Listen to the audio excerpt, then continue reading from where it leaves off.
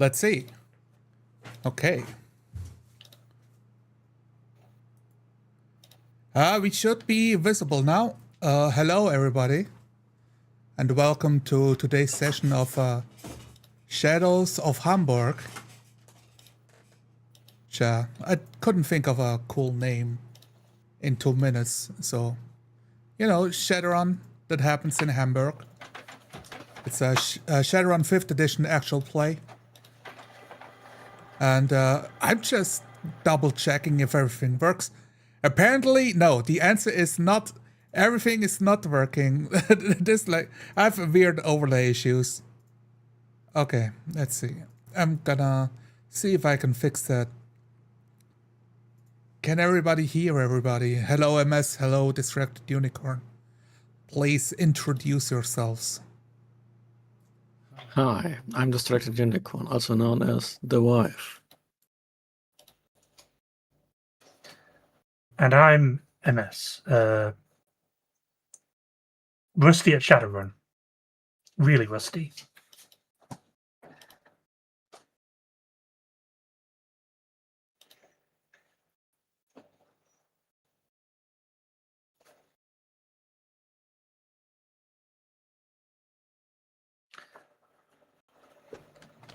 And I keep talking while I'm muted.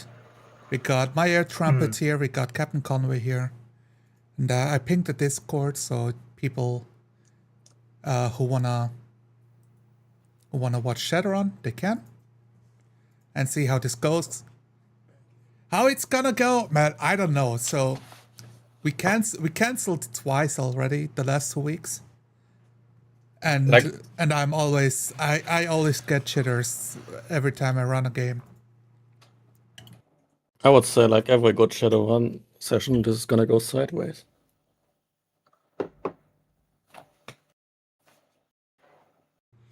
Yeah. So let's see. Let's see if I can have some music for myself without the audience hearing it. I should be able to do. Because I need some Shadowrun music. Let's talk about what kind of characters are you guys playing? Got it. I see what the problem is. The overlay is different. Okay, fuck me. When I change the overlay for the stream, it ruins the overlay for my camera. That's the issue. But that's fine. I don't have the technical know-how to fix this on the spot. Let's talk about the characters. We got MS over here. Tell me a little bit about your character and what we agreed on for the session 0. So, my character is Raijin, actual name Jack Naylor. He comes from the United Kingdom. He's been burnt there previously. He used to work for Corpos. I believe it was Ares, correct? He's kind of been laying low in Hamburg for the past 6 months. He's a street samurai, kind of a solo operative. Got some varied skills, but we'll see how it turns out in game. Oh, and he's human. Yeah, we're gonna boring party here. Yeah, and you were from the United Kingdoms, coming over to Hamburg to lay low, pretty much. Something along those lines. Yes, he's got a bounty on his head, 20,000 Nuyen. So yeah, he's kind of trying to like lay low, dodge bounty hunters, the authorities, make some cash, kind of rebuild his network of contacts. Okay. Unicorn, what's your character?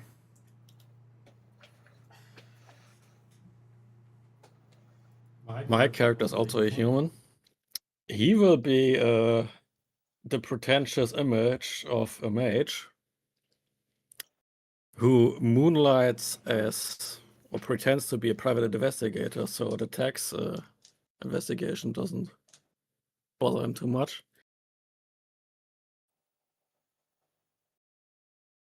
His real name is Andre, and his name in the shadows will be Stummel,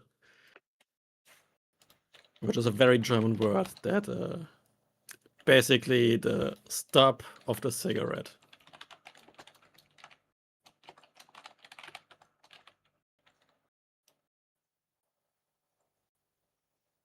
All right. His favorite things are get drunk, get laid, and forget that he has to pay taxes. And rent. Yeah.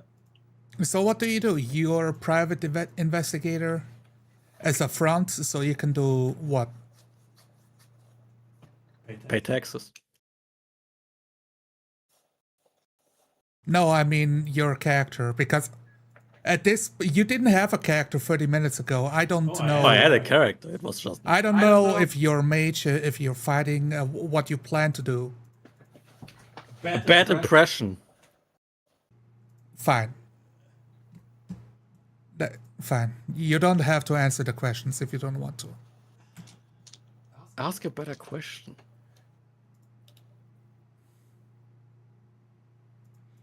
So anyways, this is going to be really taxing on myself. Role-playing with the wife on the internet in front of everybody while she cannot tell me what class she's playing. I'm a fucking mage. Okay, great. That's what I wanted to know. I told you. I said I've asked you because I didn't understand. Start listening to your wife. Yeah, I can take on any challenge as long as I got a towel. Okay. I don't know, guys. The biggest problem is I didn't find my fucking music playlist, and I can't play with my music in my ears. Okay. Good. I got that sorted. Let's see. Good. Chat cannot hear it. That's good. Fuck.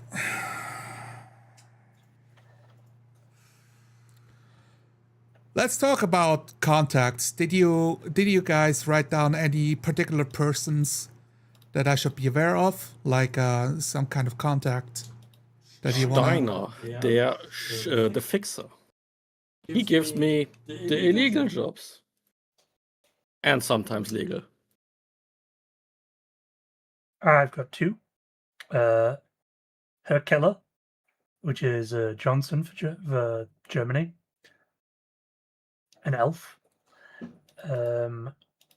Also, I've got Sleepy Jimmy, who's a shark lawyer.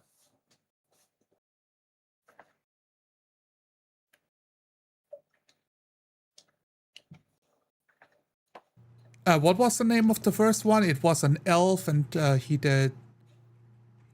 Herr Keller.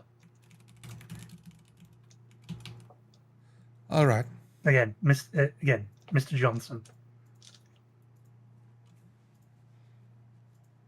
Yeah. Sounds good. I also have the great Nambujo, who is my guy when I want to buy anything magical. I will send it to you.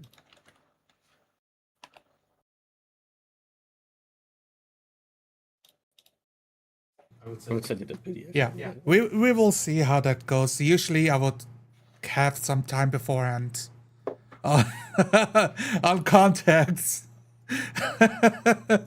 So I have an idea of like how to what to role play for characters you guys wanted to create, but we just go from that. So when they come into the scene, it really helps if you like reframe what kind of character they are, so I can take it from there to embody them more or less how they're supposed to.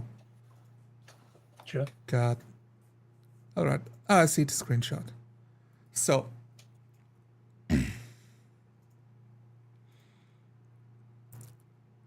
let's set the scene in Hamburg.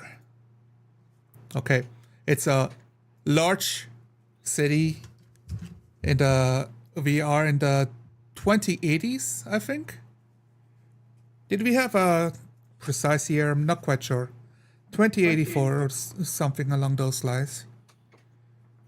And Hamburg is known as like the Venedig of the North, like in comparison to a water city with lots of canals.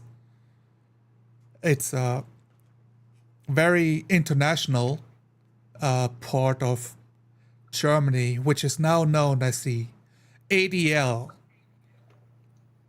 The city has been flooded for years, I think years at this point, maybe decades, I'm not quite sure. So as a coastal city, a lot of the waterfront properties are sunk under the water for about 10 meters or something. And they had to rebuild on top of it. So we got corners of the city with boats permanently chained to each other to form houseboats and their own little districts. And the deeper you go into the city, the drier it becomes, the more livable it is.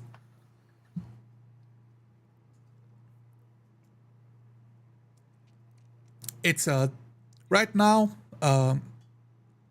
it's the afternoon, a cloudy day. Not much sunlight comes through, and goes back and forth between like flash rains, and then the rain stops again.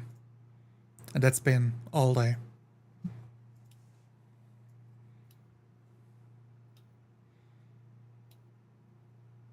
Describe where your character is and what they're doing, and a bit of the environment of a usual day your characters are going through.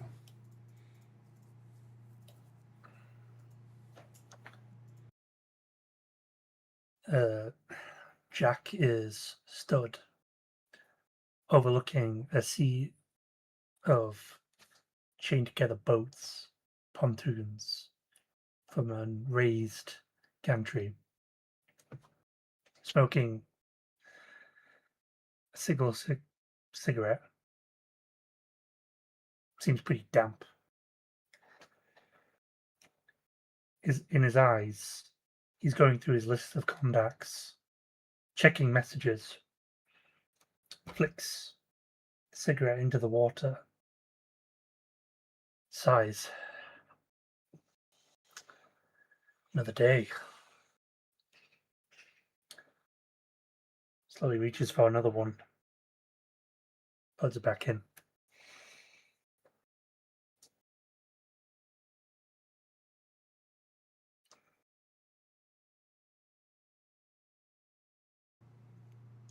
Go ahead, Unicorn.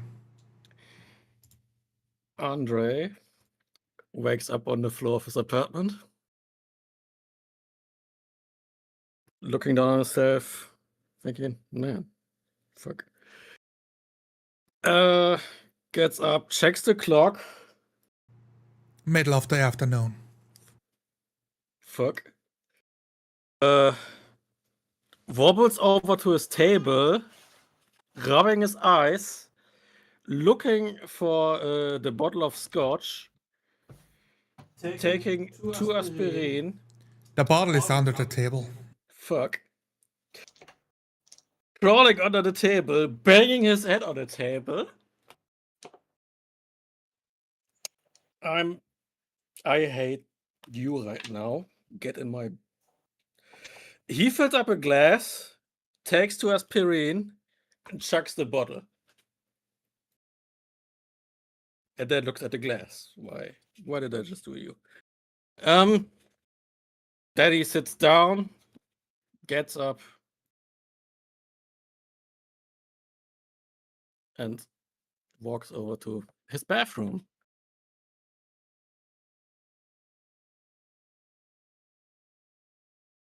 The light doesn't work.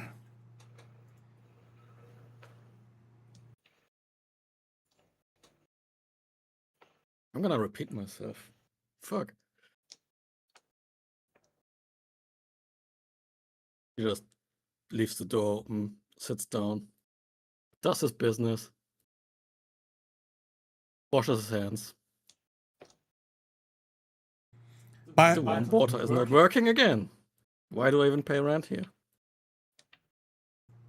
by the docks, fishermen are relaxing in on top of ramshackled like cardboard boxes and old old wood boxes that are used to move boxes about. I forget their name. For moving cargo. Those wood floorings, stacked on top of each other to sit long out of commission, casting lines into the waters.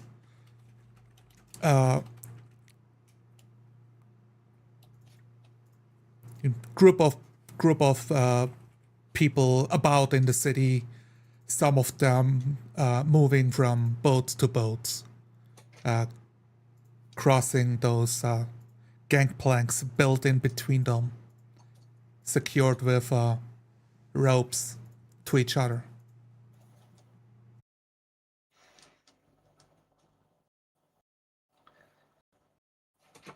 Jack takes another cigarette out, mulls it over, glances to the side. Notification. Mail.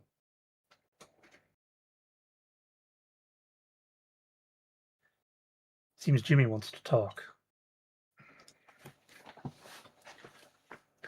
Step off the side. Throw his hand. Taxi!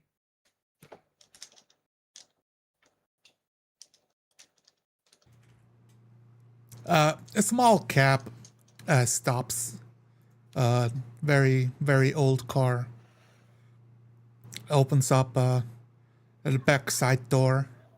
Upon entry, it a small beep requests for your ID, for your SIN.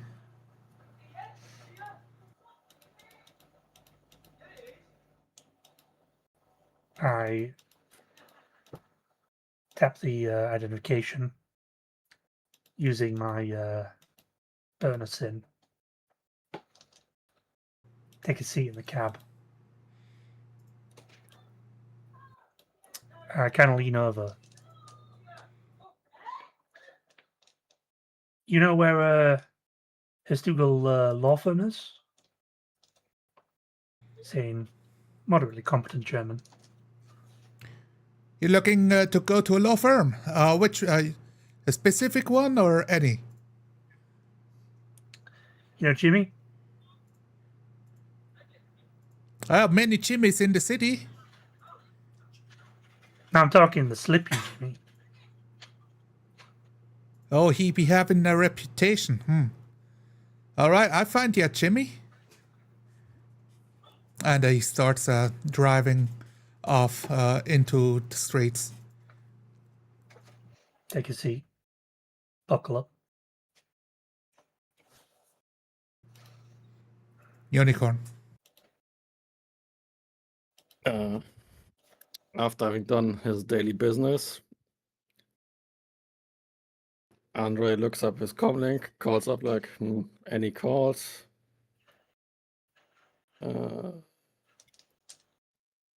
Listens to whatever's there.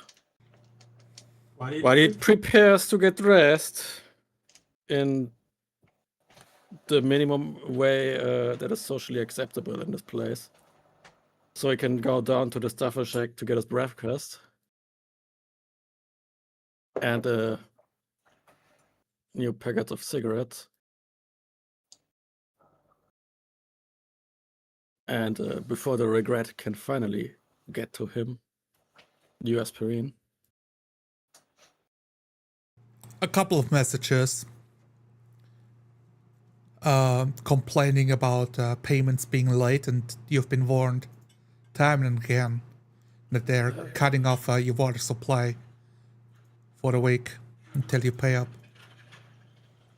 I check my bank account. It's like, oh yeah, I have barely enough, so I sent them the money. So with that, then them stop buggering me, which no one will ever read because it's all done by robots. It has a bill attached to it for 200 million.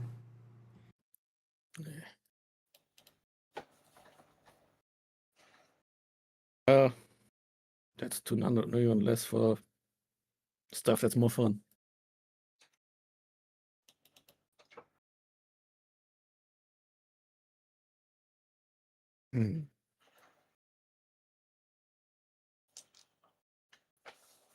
What do you do? Jimmy puts on his pants, shirt, shoes, goes down, greets his drunk out neighbor. Hello, Fritz. Still alive? I see. How's the wife? He turns away from you. Oh. Sadly, I don't have any scotch left for you right now, so...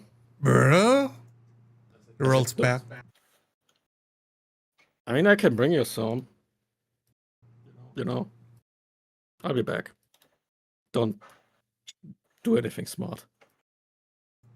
Indeed. On his way down, the lift doesn't work either. So, steps it is. Just 4 flights. It's a small hub block. So, the stuffer jack down the street. That's the destination that will be reached.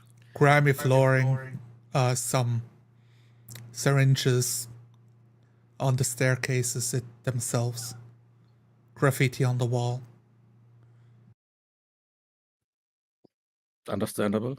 Have a nice day. He thinks to himself. Down the stairs, the letterbox. Right, Jen. The car moving deeper into the city, arriving at the skyscrapers. He lets you. He stops behind a skyscraper. It has a significantly smaller building, like a 6-story building, right next to it, and goes into a small side street and opens up the door. I should be here. Great. What do I owe you? 5 million, 5 million. I'll reach in to my pocket, take out a credit stick, transfer the funds. You have a good day now. Climb out, adjust my jacket. The cyber arms sort of whirring softly. Good. God be with you. Raises his hands.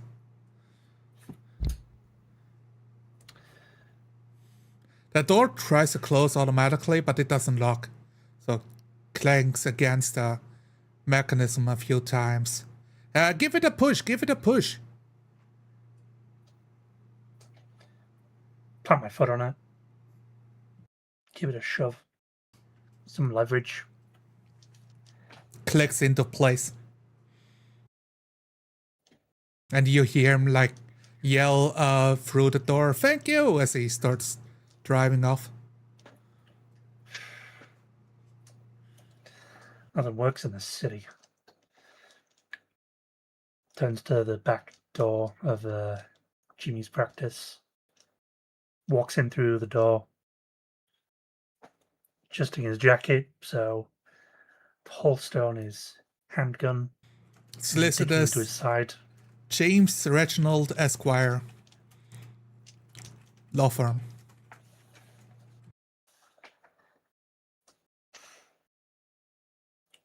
walk through to the front reception.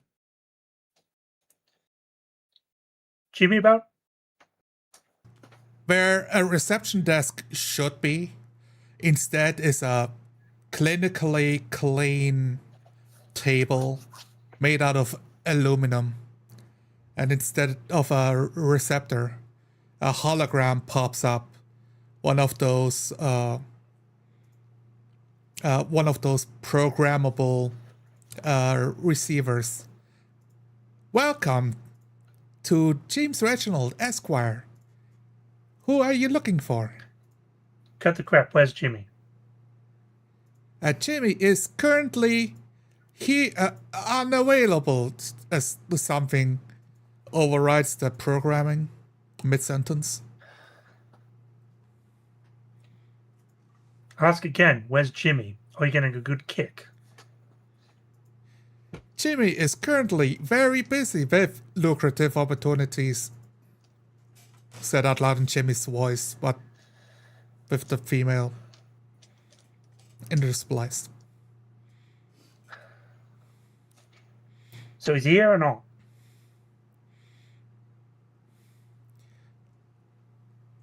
Do you have a meeting with James Reginald, Esquire? Yes, I got a meeting with James Reginald, Esquire. What is your name? It's Jack.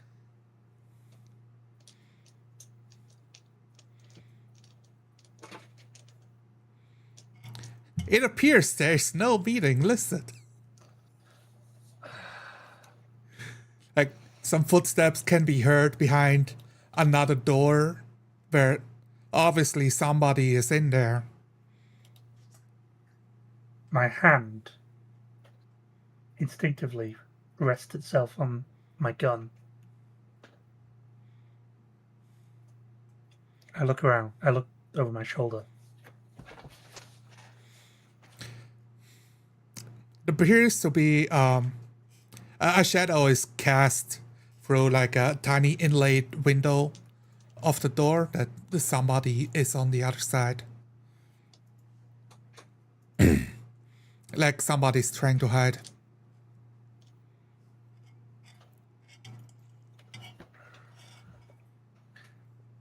Take a step to the side.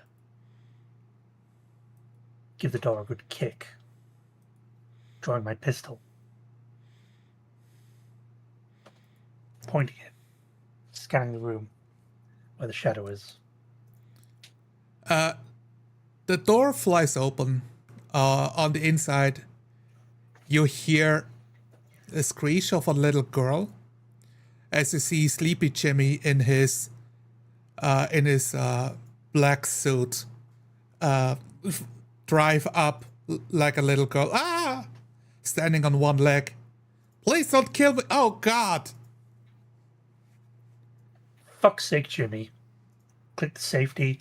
Holster the pistol. He, like, puts a hand on his arm. You're supposed to make a meeting. That's what the reception lady's for.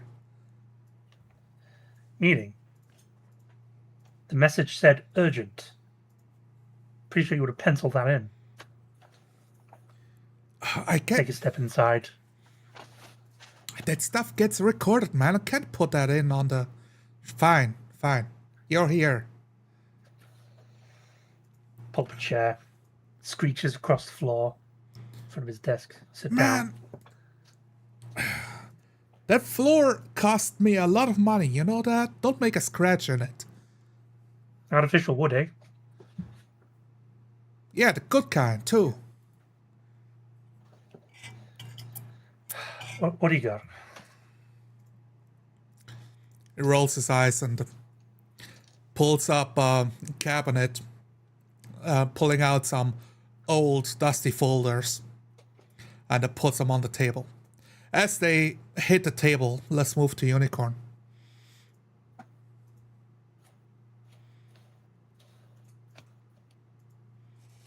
I flip through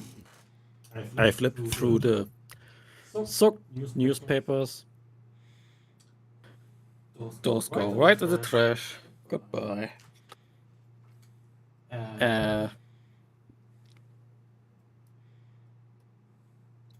Nothing of worth my attention. Just leave Stuffer Shack. It's just 200 meters. I can survive this today. Regrettably. Send good man Jackie a message if he's still alive. Or kick the bucket already. While I make my way down, inside the Stuffer Shack,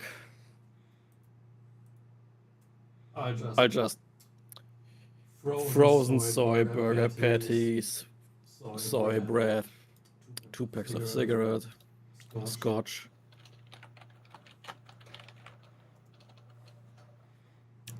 They've set you up with the other insides of the Stuffer Shack.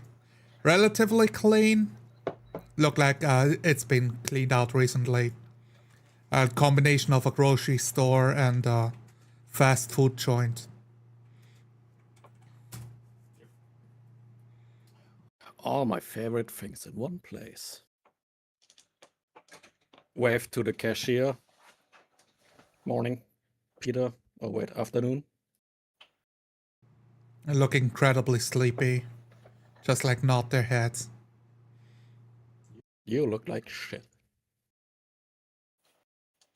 Man, you gotta be so loud. How's the girlfriend?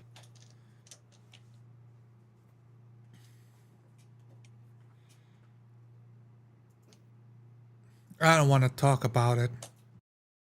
I see. Well, if you ever need a shoulder to cry on, don't search for me, please. I got enough shit to deal with.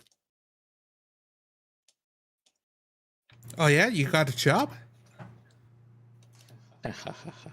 Somebody actually hired you this time? You know, sometimes it happens. I know people make mistakes.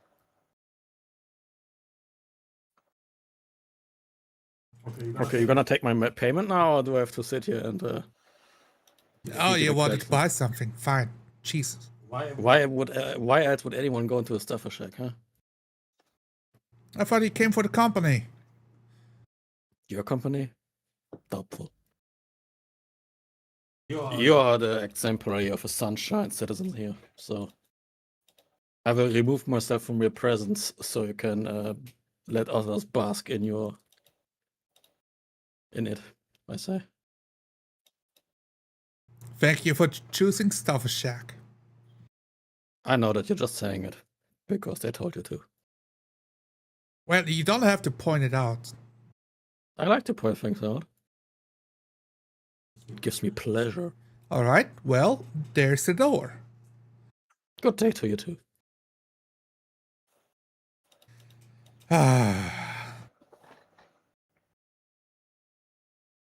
Flipping through the folders, pulls out a file and slides it across to you.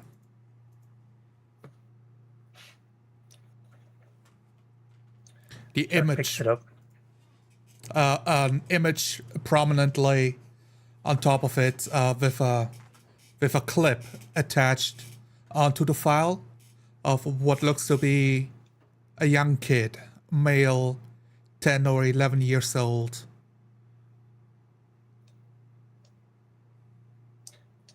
Kid, huh?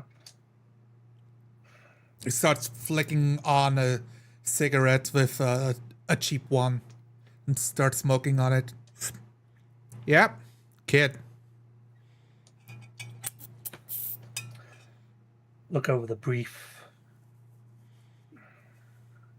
Kind of grumble. Look, I'm not in the job to kids. It's bad business.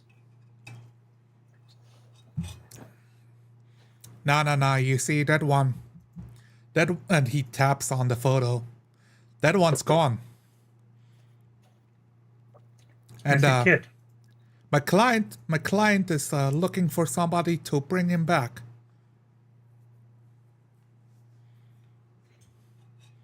Expensive looking clothes. He Corpo? nods. Yep. And they want it discreet. He starts looking out the window. Don't they all?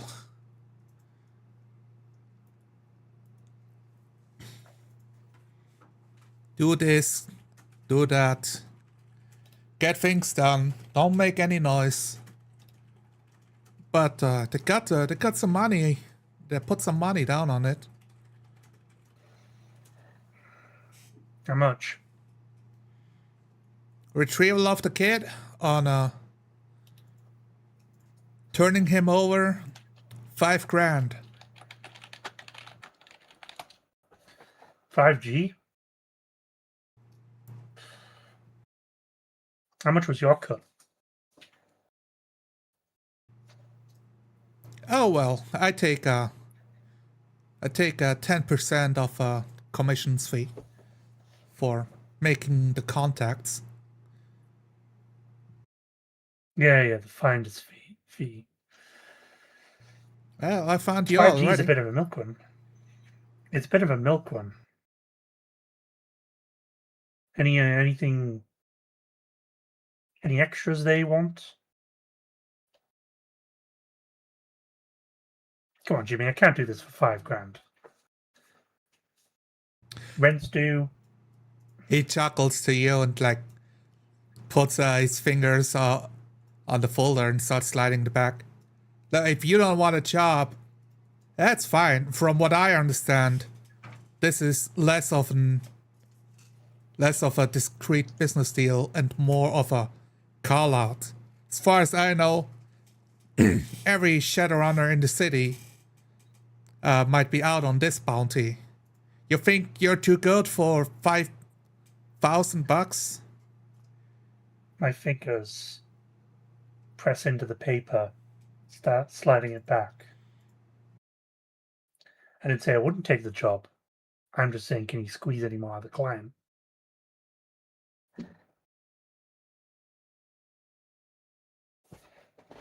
I'm saying maybe I can twist their arms a little. They sounded desperate. But I do expect competition trying to find this kid. So the fastest on the draw will get the cash. Where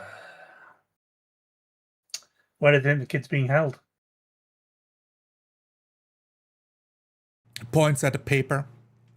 Now, more obvious that some details being listed up. It's been it's been spotted at the local park in Hamburg for walking, and then a black van, a photo.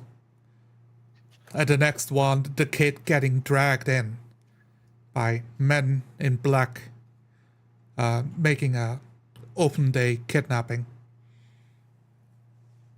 Some details can be erased from it. There's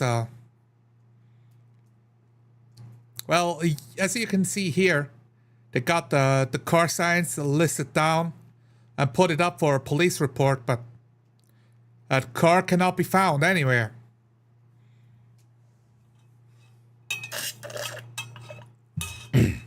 So if you want any more information, Park is where I recommend you start.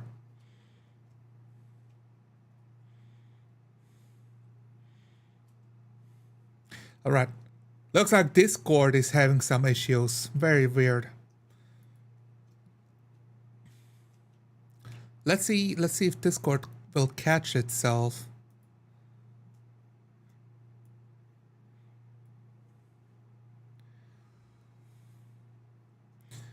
Alright. Unicorn, let's go back to you. Yay. You get a blip on your phone. Damn. Check it up. Who are you? What do you want? More of a text message. It's not a call. But yeah. It's it's your Mr. Schmidt. It's a text message. A bounty has been put out to collect the body alive for 5,000. Cool, that would be rent this month. Also, I'm a bounty hunting node, I guess. Do I need a license for that now? Gets the angriest message I can muster to send, which means I don't care about the punctuation. Replies back, as far as from what I can tell, it's open contract. Payment on delivery. Get the child to me, put him back to his parents. Any info on the kid, like dead, alive, how many pieces, ears attached? Any demands made? Who has it? Who could have had it? When did that even happen? Like 3 days ago? You start getting some details getting written down.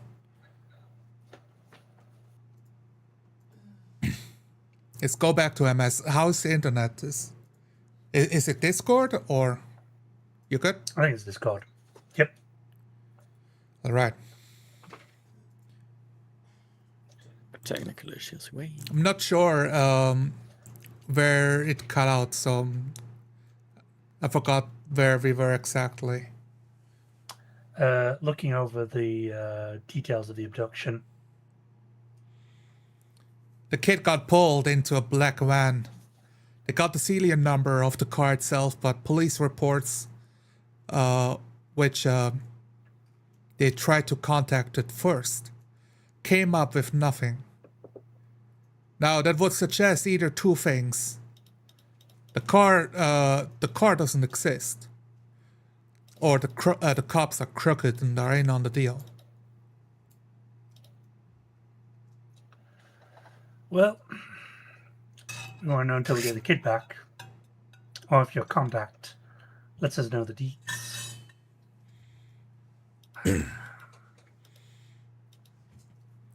I'd say maybe I can haggle something out with them if you give me an hour, as long as you say that you will take the job and maybe visit that park.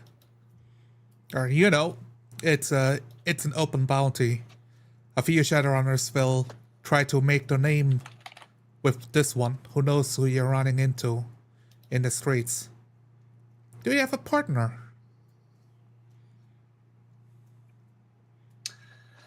I've worked with a couple of people, but nothing's really stuck.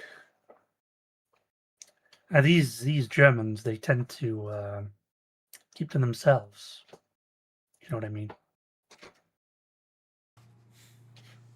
He snickers. Ah, well. If you want to make friends, you have to offer them a drink first. They will never say no to a big beer. Should have thought of that to begin with. Why? Do you have someone in mind?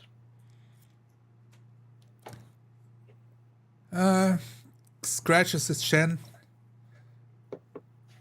Yeah, this is one guy that I had to bail out for drunk driving. It looks competent to me. Something about his eyes,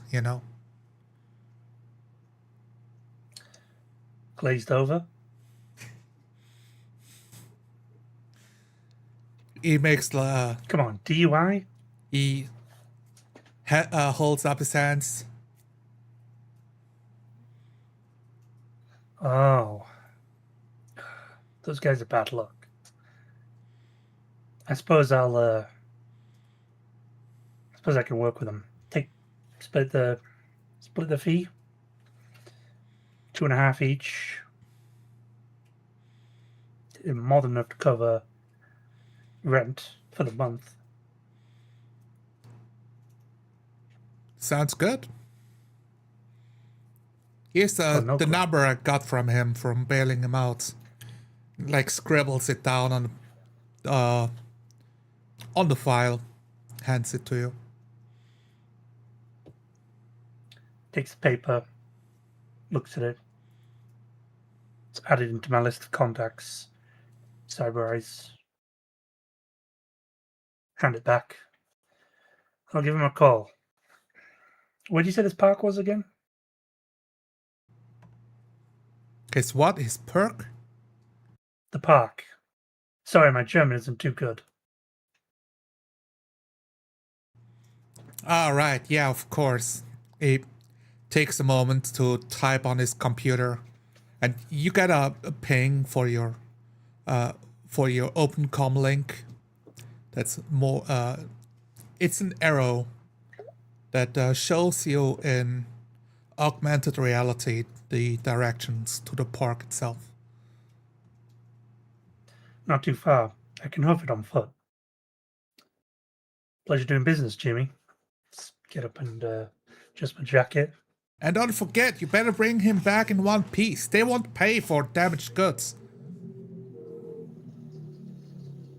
Well, who knows what state we'll find him in.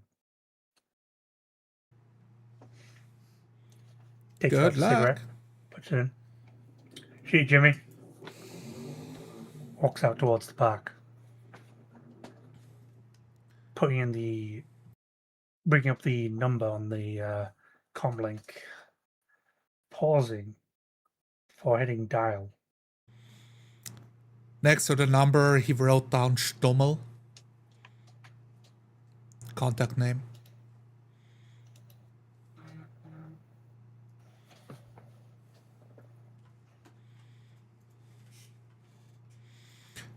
Stummel. Well, Those are all the informations you receive from your contact. I guess I'm better gonna make myself presentable to the wider audience of society here. Shoving the cold food into his food processor to get it mediocrely warm and edible.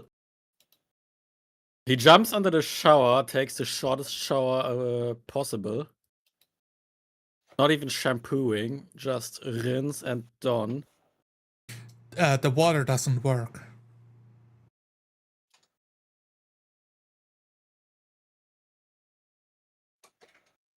Fuck my... Well... I checked the water cocker or the pot if there's still any water left. Yeah. Well... Where there's a will, there's a way. A towel gets dug. A towel gets rubbed. This water's not good for tea anymore. After this quick rinse, he takes his strongest aftershave to hide the smells of his awakening. It overshadows everything.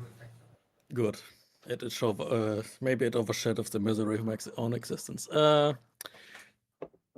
Finding the second to last pair of clean clothes, getting dressed, and then where did I leave my frigging car? In the comlink, checking car. Where are you?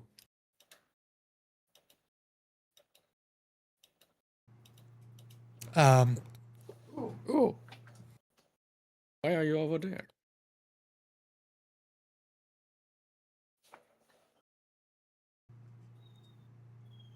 MS. Walking down the street. Punching in the comm number for Stummel. Hit dial.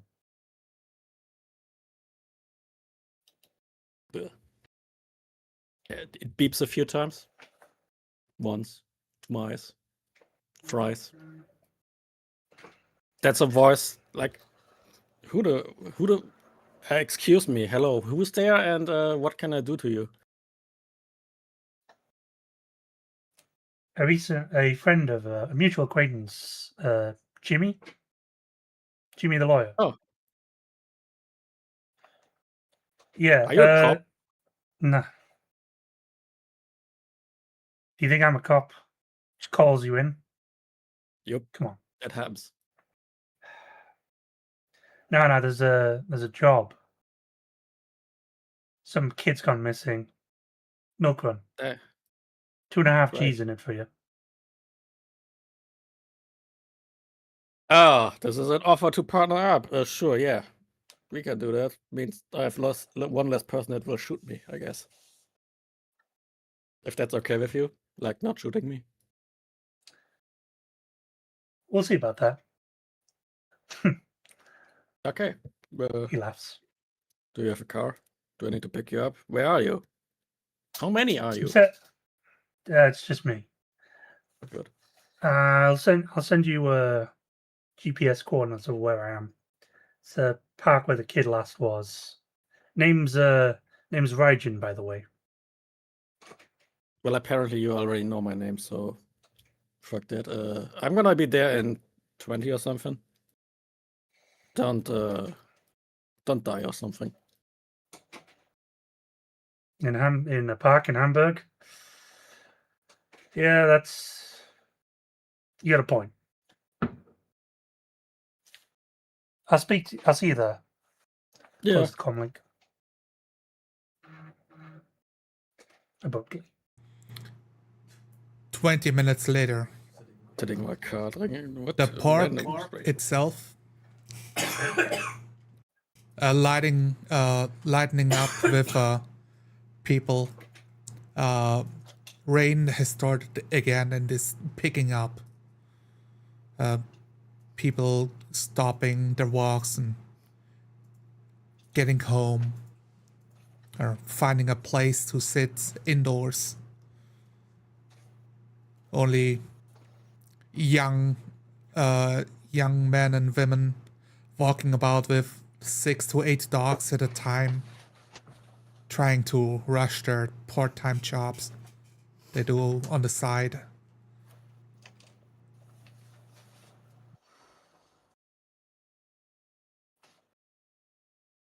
Scan the area. Looking around. So that's probably where the kid got nabbed. Walk around.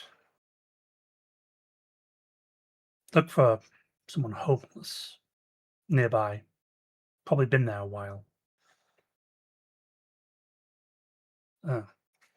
Walk up to a man. Some boxes.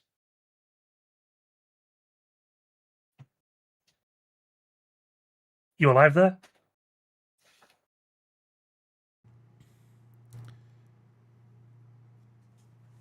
Couple boxes move to the side as a unshaven head sticks out. Got candy? I'll slowly reach into my pocket, take out a pack of cigarettes, flick it open, offer him one. Squints his eyes at the cigarette. Says, "That's not candy." Like, flicks it out of your hand. Well, that's the next best thing. Put it in my pocket. A few hours ago, a kid got nabbed. See anything? Make a check. What kind?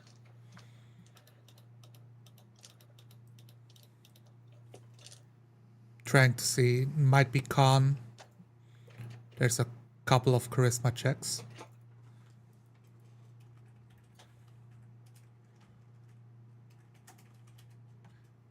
I'd say roll for etiquette in this case.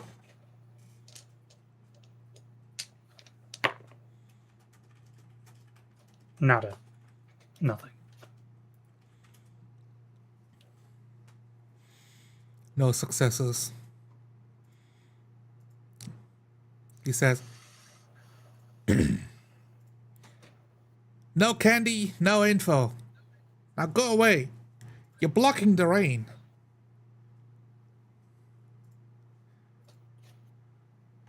He pulls the boxes back into place of his tiny little shack behind the van. He's scratching himself on the side. Nobody's nearby really. Most people on the streets like moved away. Cars pass by, but the alleyway's a bit secluded. Pick up the cigarette that's knocked away. It's a bit soaked, but not too much. Run it through my cybernetic hands. Stick it in my ear.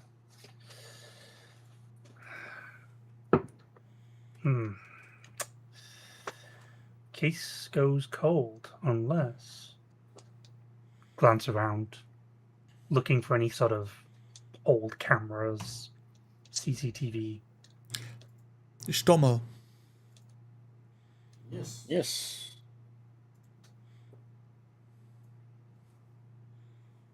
This is a cue for you to tell me where you are and what you're doing.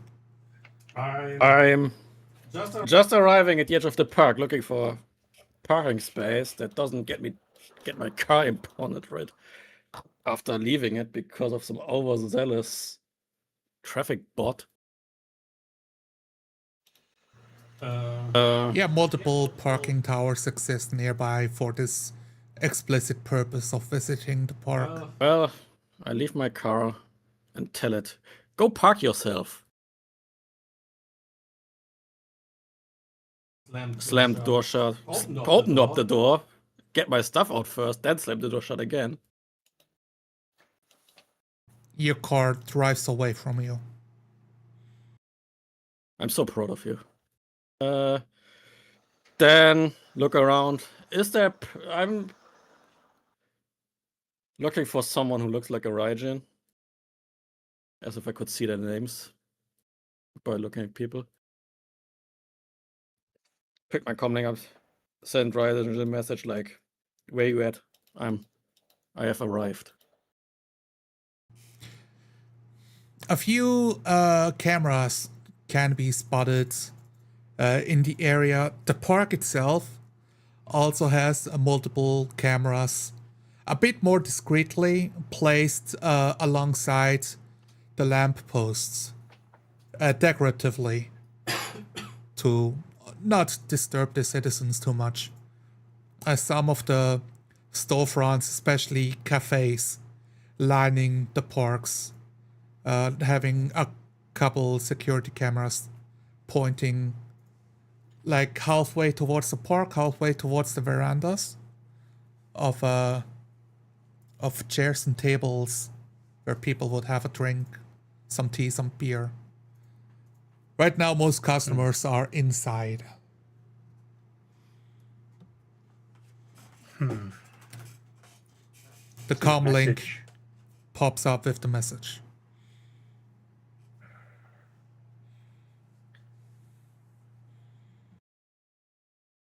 I respond, dubbing a response. East side. We'll be there ASAP, don't. What you looking like?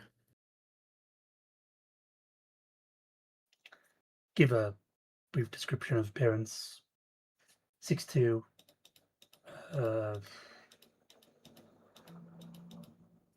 darkish hair. Got some chrome.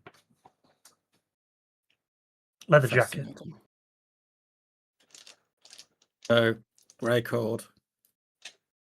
And looks like he has no water.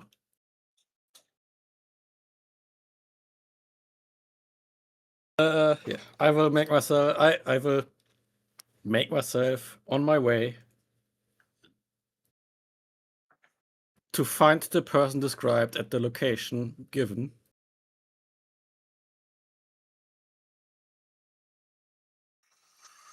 And Slip under a canopy, just to keep the rain off. Keeping my eye out for someone who's looking for someone.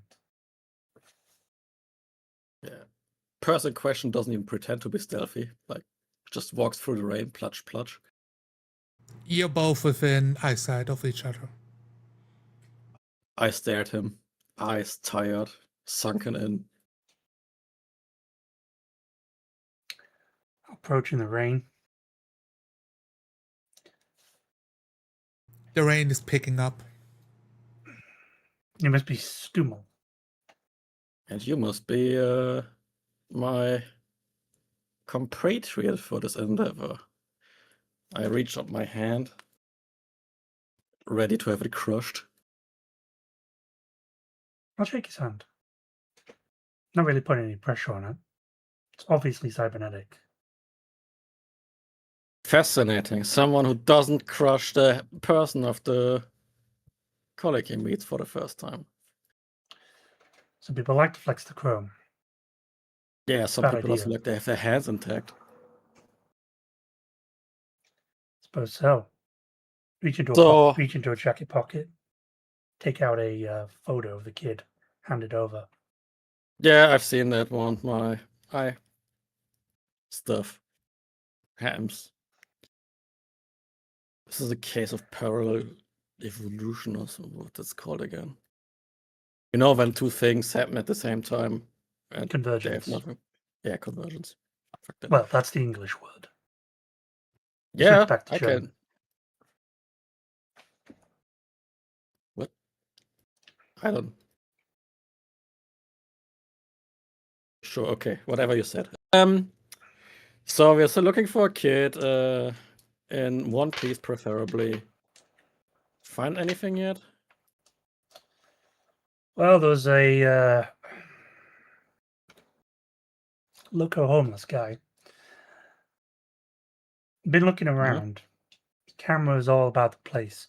Some kind of security control room. Maybe we can speak to some corpo, whoever the hell manages this place. Surely they've got a tape. Well, It's probably. gotta public, check the isn't it? sign. This park is video surveilled by graffiti. Go fuck yourself, you hooligans. Yeah. Surprisingly little graffitis around in this area. Look, it's almost legible. Yeah, can you read that? I left my No. contact at home. Fascinating. I'll rub it off with my sleeve. Get the rain and a bit of smudge off. Off of what? Of the sign. That reads who? You lost me. Of what sign? The sign of this park is video surveilled for you by. Oh yeah, there's a local security company listed. Secure for us. GmbH.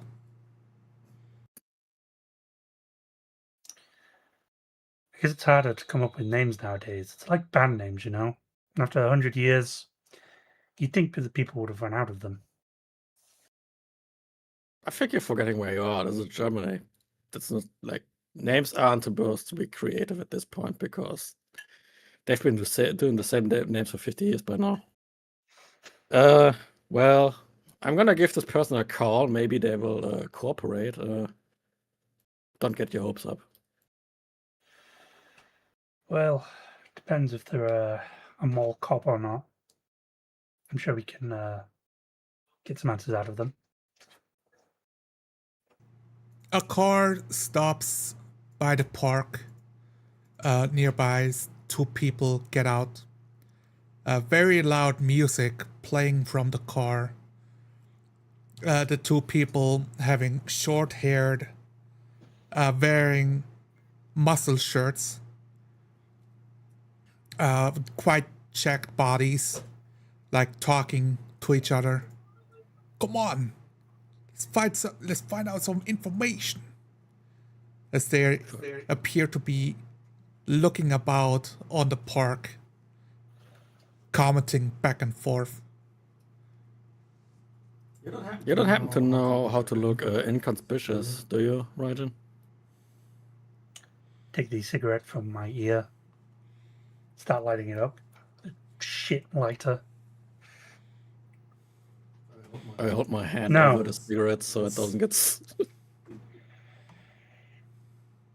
Ugh. Yeah.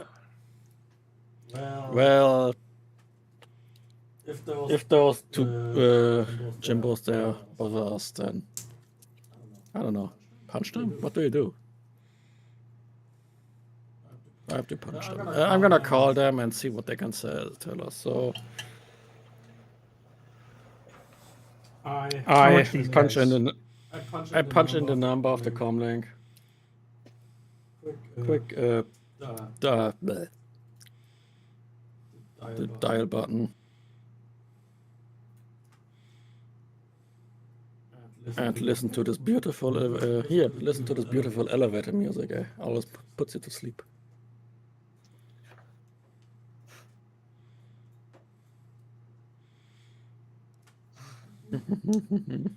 Somebody I watched takes the two off. meatheads.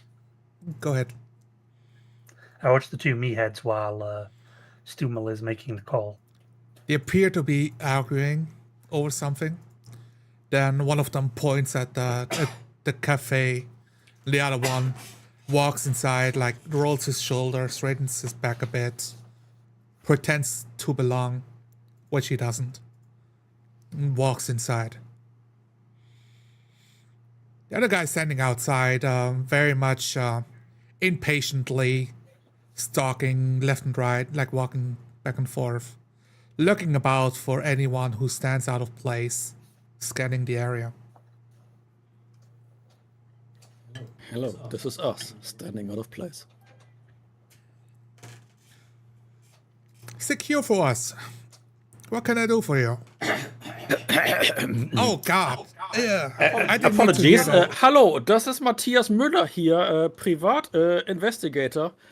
Could I talk to the person that is responsible for the video surveillance in this area here, this park, at the east side of the city?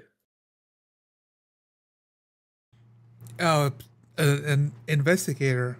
Yes, there's a missing person case, and I would like to request some information to resolve this.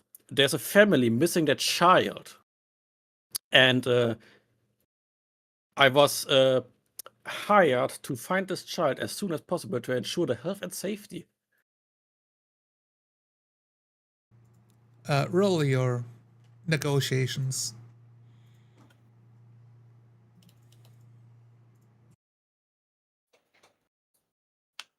My negotiations. Yeah, he's talking back to you. Oh wow, that does sound awful. Well, too. yeah, we can probably help you. You just have to, make sure that the police is informed of your investigations, and I'm gonna need a writ with the signature and all of that. Did you have a contract? Yes. Yes. Here, this is. I will send her my private investigator's license. They seem quite impressed on the phone. Oh yes, yeah, this appears to be quite all above board. Let me put you into contacts. You were talking about the park. We got about 200 cameras set out here. Which area is needed? The one with a row of trees. Where's the freaking street name here? Ah, there. Anton Müller Straße. It takes a while, about a minute, to go through the files, and they basically send you a live feed of the camera. Right now, yes, I'll let you watch through me. I can't send you all of the data, but tell me to what time frame you're looking for. I'll go back and forth through the footage. Yeah, I go through the files again that my fixer and Ryden showed me right now. Yeah, date Trying is to find listed. the time window where the truck was there to see. 3 hours ago. Yeah, about 3 hours ago, plus something. There's a time. Just scrubbing through the footage and give me. Is there an investigation check? If yes, then roll that.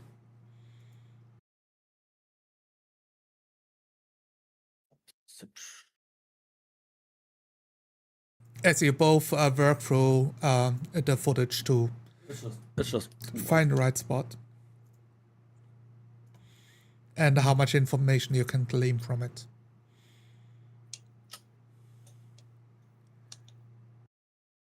I'm not It's a seeing one. such a skill. the skill of the skill of talking to people. What did you roll? All right.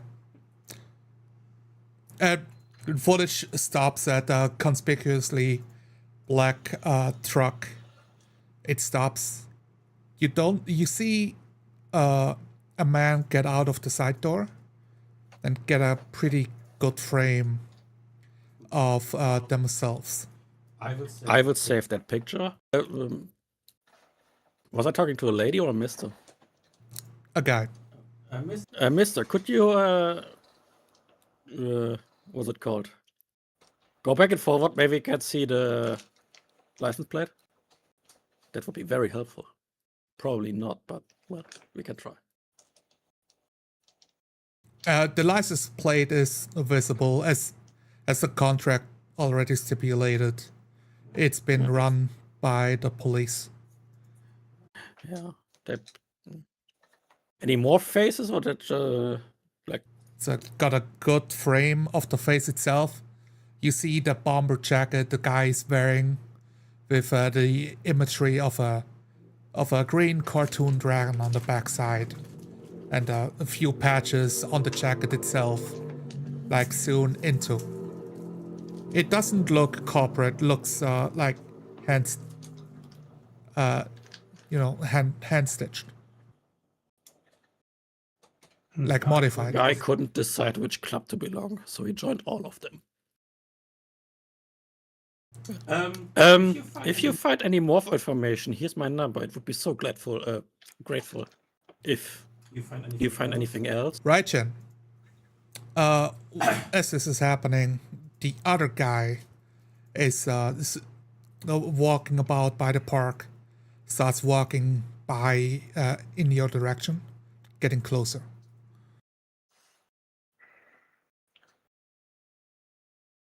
My eyes are kind of like looking at something else, but I'm aware that he's approaching.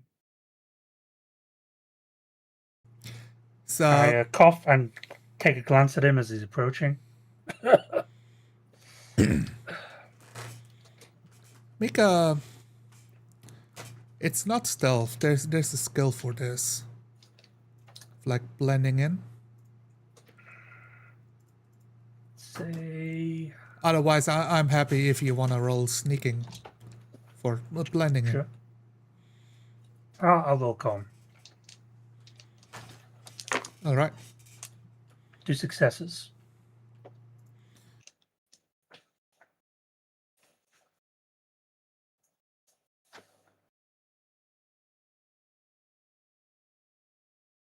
Can't hear you. He walks past you, noticing your presence and giving a nod. He keeps looking about, trying to find something worthwhile. You see this guy is on the shorter end, like 5'6". Like, what is that, 170 centimeters? And he looks quite built, so very, very muscular fella. More like a street brawler type deal. several tattoos on his body. Some of them, most of them hidden under his tank top. I glance at his tattoos. Looks See if like there's anything of note.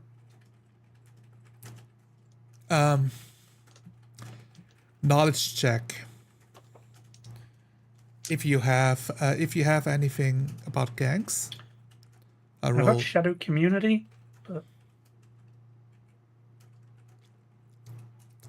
Yeah, sure. Roll Shadow Community. nothing. All right. Doesn't speak to you directly.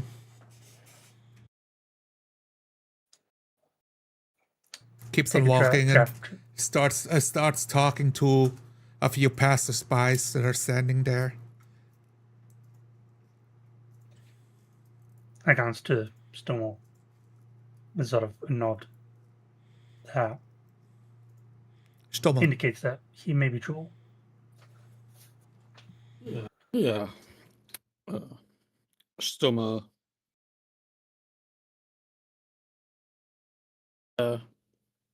Wraps up the call. Leaves his number in case any more information wraps up. Takes a look at the guy. Damn. Well, I say we leave. Because I got a face. You got a place in mind? Anywhere but here. Unless you are pining for confrontation with that guy. Flick the cigarette. No, it's not worth it. What a waste of good cigarette. Well, You get put out. So the guy Start turns walking. around and starts walking to you again and says, Hey, you there. To you, I MS. stop. no, thank you. We're not buying anything. Have a nice day. I'm not talking to you. He shoos you off. Well, And comes closer. You got a couple questions. You got some time? Yeah, you got some time. You look like the kind of guy that got some time. no, we don't have time. Please leave. I say in very like busted German. Sorry, I don't speak German. Ich verstehe, ja. No worries. He like breaks his German down for you. I'm looking for a child like this big. Have you seen him? He starts giving you some descriptions, yeah, like brown hair, blue eye, small suit. I swapped to English. Sorry, but I'm a tourist. I think I haven't seen your friend.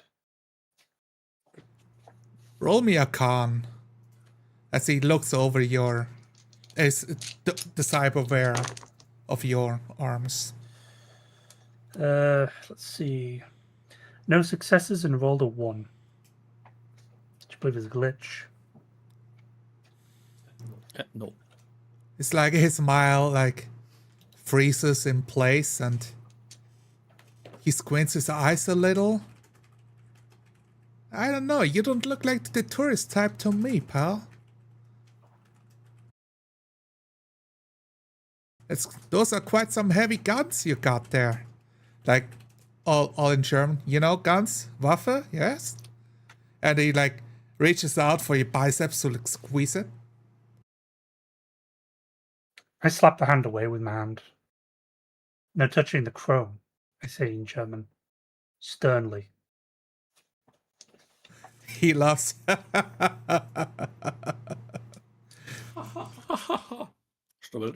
Pipes are laughing. Yeah, very funny. My friend doesn't know you, boy, and we wish you a good day. Would you let us leave now, or? It's very conspicuous to see you here. You don't look like a tourist. And you definitely are not a tourist. What, you're his partner, his handler? No. His No. dolmetcher? I'm his fucking tourist office employee giving him a tour of the city.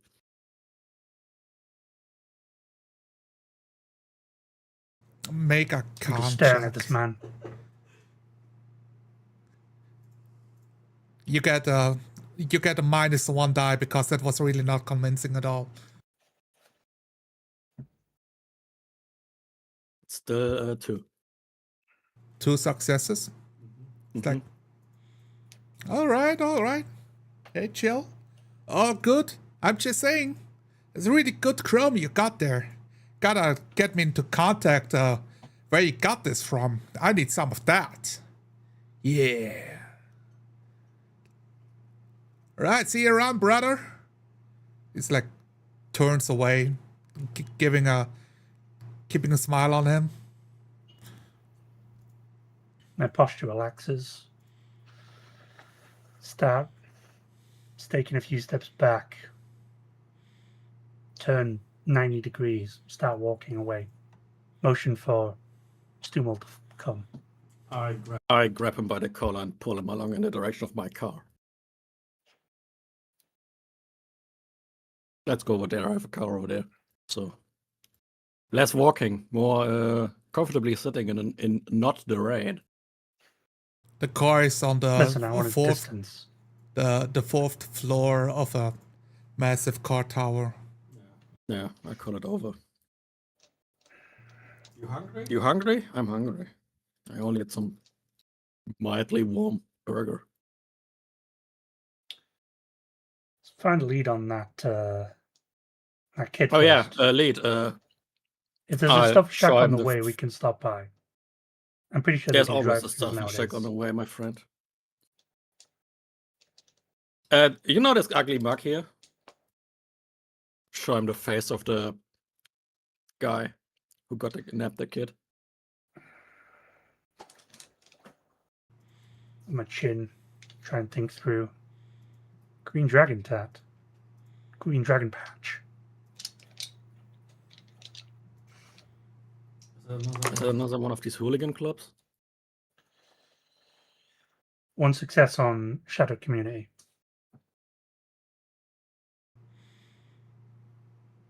He's not known as any one part of the Shadow community. Not a Shadowrunner. But the Green Dragon Patch speaks to a gang that would that works in Hamburg. Gang patch, most likely. Oh yeah. You know him? I'm rolling my marbles right now, so 2 on gangs. A local gang. They like to call themselves the Green Dragons. Not Hardly original. not really a big deal, but they're known for wild parties and for hot cars. Bikes usually. I wonder what the actual dragon would say to that name. Who knows? Stop And by most likely the it'll get car. eaten. Look it over. Mm-hmm. Describe the car. The car is a dirty American Ford America. The right side has the hubcaps missing. The interior has empty packs of cigarettes. It smells a bit like alcohol. And when you sit down, something in the false crinkles as there's a fast food wrapper you just sat down on. It was hidden in the deepest folds of the seat. Climb in and take a seat. I Open it up. apologize for the state of the interior. I usually don't have people Because you don't driving mind if I with me. smoke. Pull out a cigarette and turn it on. Do I look like I mind?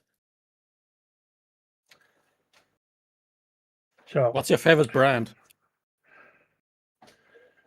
just any old crap will do. How tasty. I'm See, not I one of tried those mine. pretentious cigarette brand connoisseurs. You find some all kinds of stuff on the Matrix nowadays.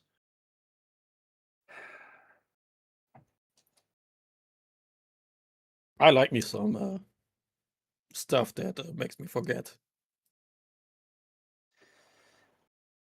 Well, keep your wits about you. We got a job to do. Oh yeah, I'm completely This- focused on the job. These Green Dragon guys. What They're kind of gonna gang are have they?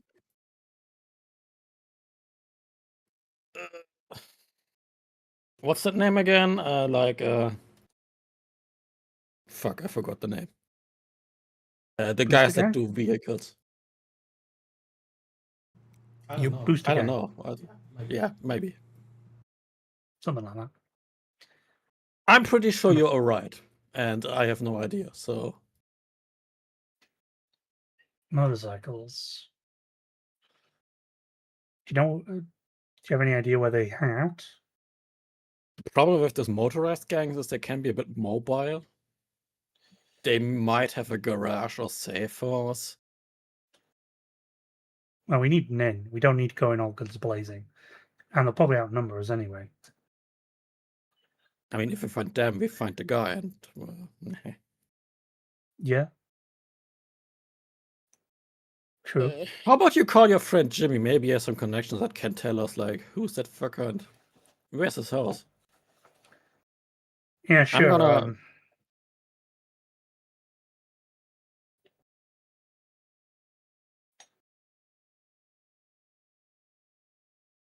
I pick up my comlink. Find Steiner. Send it a picture. My friend Steiner, you are such an esteemed individual in the circles of this city. I would ask of you a favor in finding the ugly mug of this pretentious fuck. Thank you. And I owe you one again.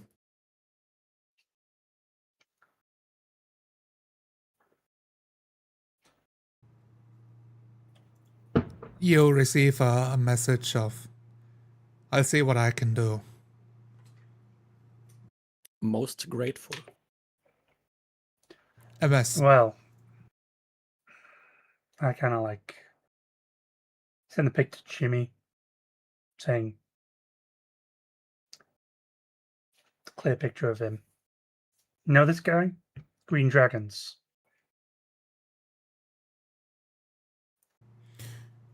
Put the comic down and I look over. Stool. We need to pick up some gear from my place. Well, where's your place? Or want me to put you down somewhere else? I'll give the address. Oh, Mostly guns. Somewhat bigger than a handgun. Maybe some armor as well. I hope nothing illegal. This car doesn't have any like special fancy pants hidey places for like assault I've got rifles or licenses for it. autocannons. That's Switch good. over my Yeah. SIN to the licensed one. Should be fine. Yeah. I go. I let the car drive the shortest route while I try to smoke the cigarette in peace and look up the Matrix. What else is there to find about these green dragons? Did they do anything big? Did they happen to appear in some newspaper, maybe? Gangs don't often get into the news unless they do something really bad, because gang warfare, fighting over territories or shootouts have become so commonplace that most don't get reported on unless it's real big damage or in an area that's had peace for a while. As it's always the case, news get stale fast. You can make a roll.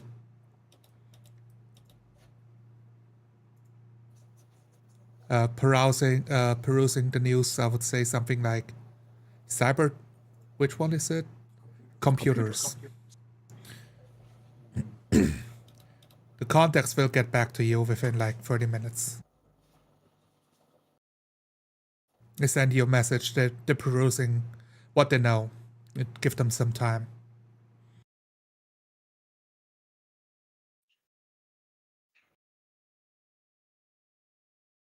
Wow. One net hit. One hit.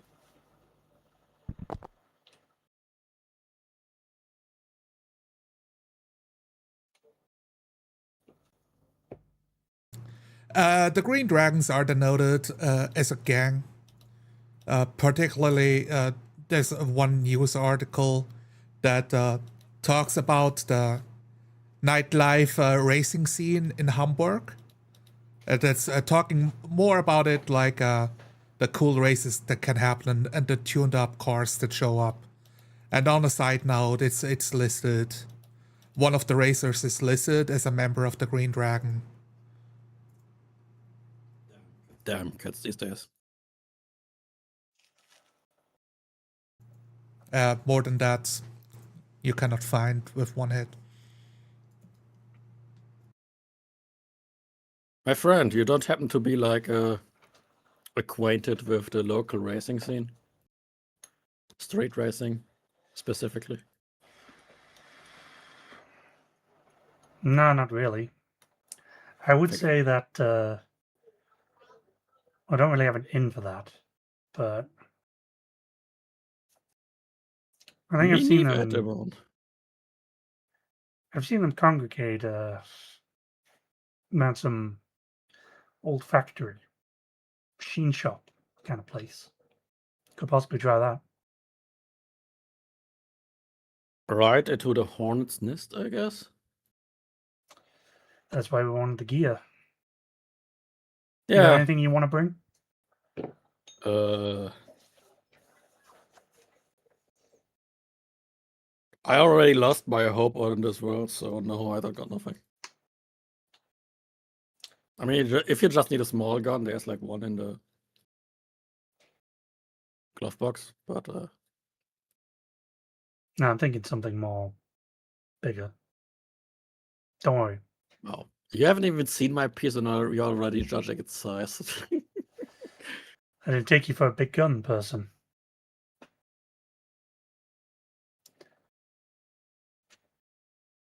Can't. Yeah. Can't blame me for making assumptions. Oh, I can blame you, and I will, but I will not hold it on you. So, yeah. Before you arrive, Jimmy calls back. Jimmy. All right, I got some news for you. Got some good news and some bad news. Which one do you want? It's usually bad news anyway, so just spit it out. They're not doing any kinds of advancements or push-ups on the price, man.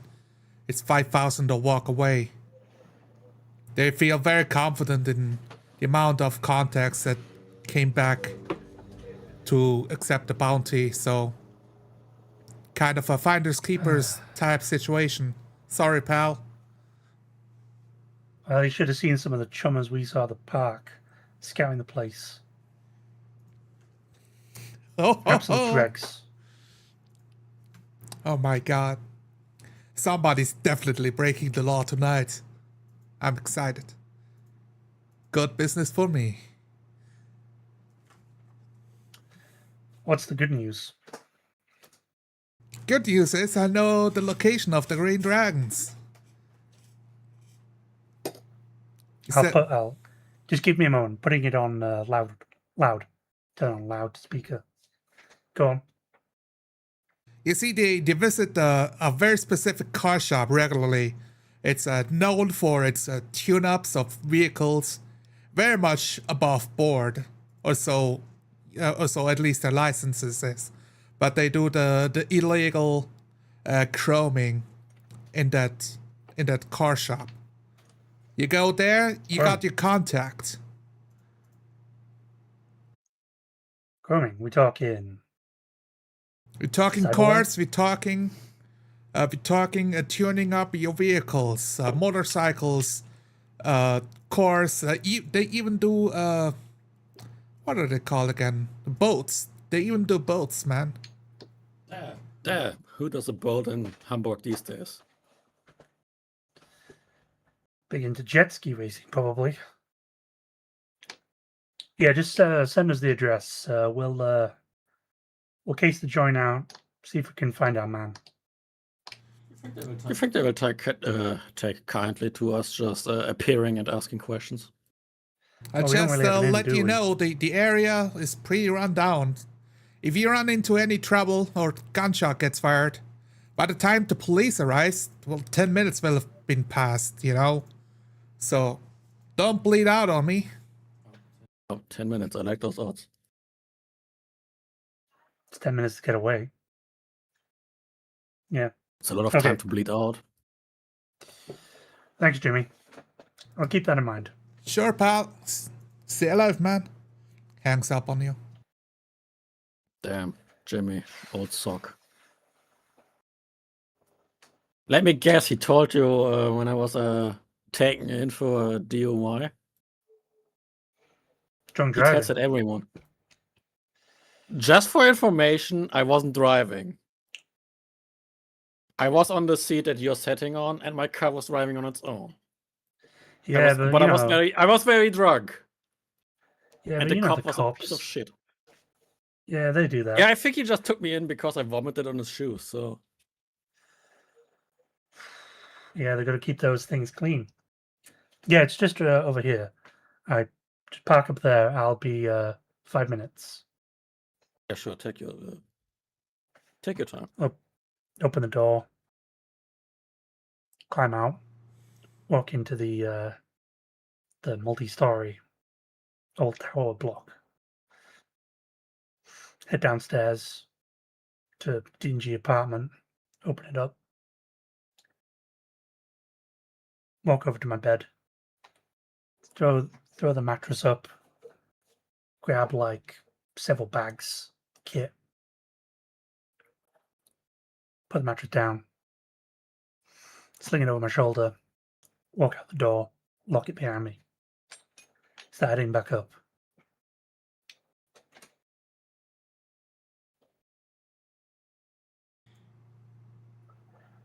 The door opens up again. The rain has stopped at this point. The sun is slowly setting.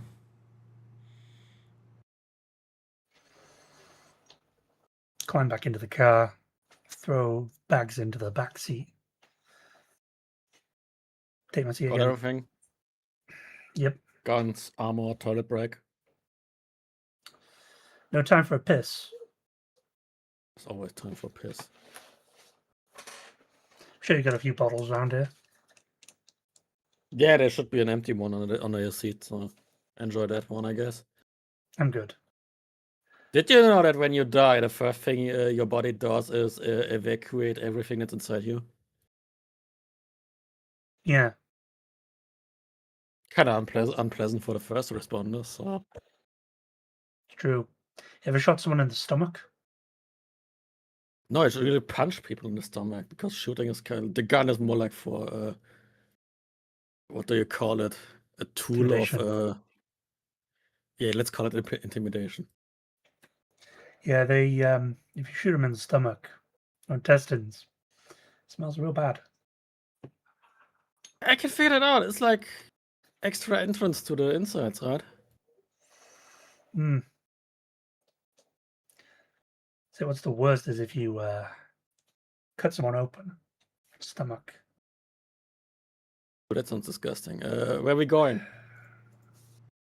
Let's see. Also, spare me the details before I lose my lunch, because I kind of like it where it is right now.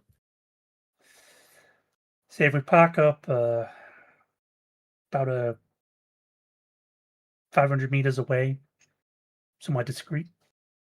Sure. You wanna like sneak in there, or Yeah, we come. Sure, be my guest.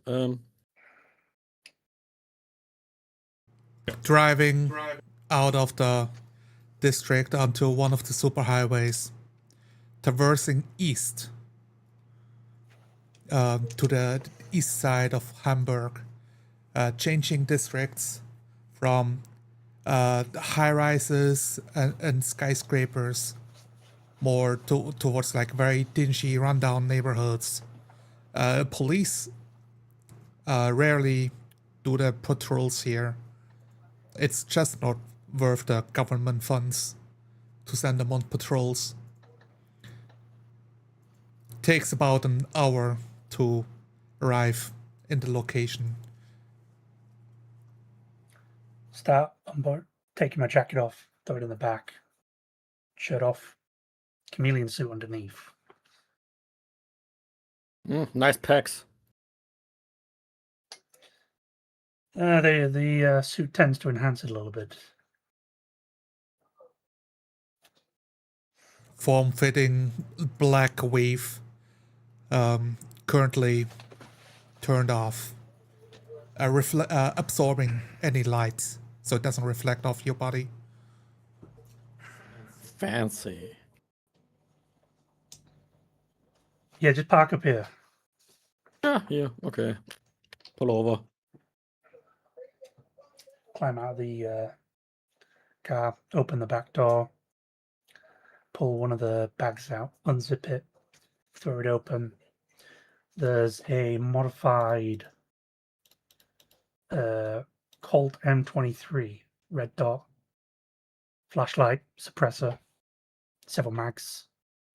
Start loading them onto a harness, grab the gun, attach a sling, pick up a sword, sling it on my back. Excuse me, swords. What is this? The 1900s? Trust me, they come in handy. Yes, I know. Swords. You got anything you need?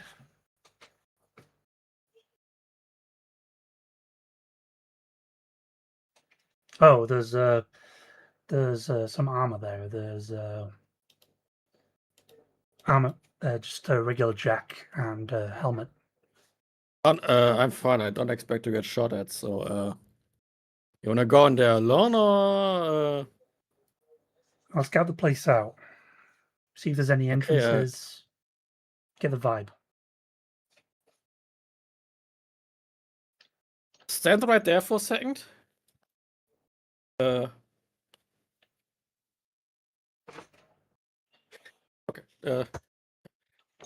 There's some magic happening right now. Yes.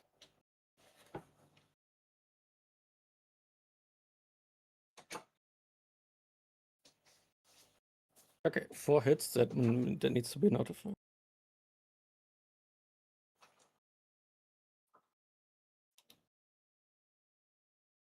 So, my dear friend Raijin, if you look down on your legs, you are now harder to spot. Don't trip Nice. over your own clumsy little tootsies. I'll quickly check the mag of my rifle. So back in, press check it. I'll activate comms and I'll take a look. If you need anything, don't scream into the mic because I like my ears. I think I'll hear gunshots.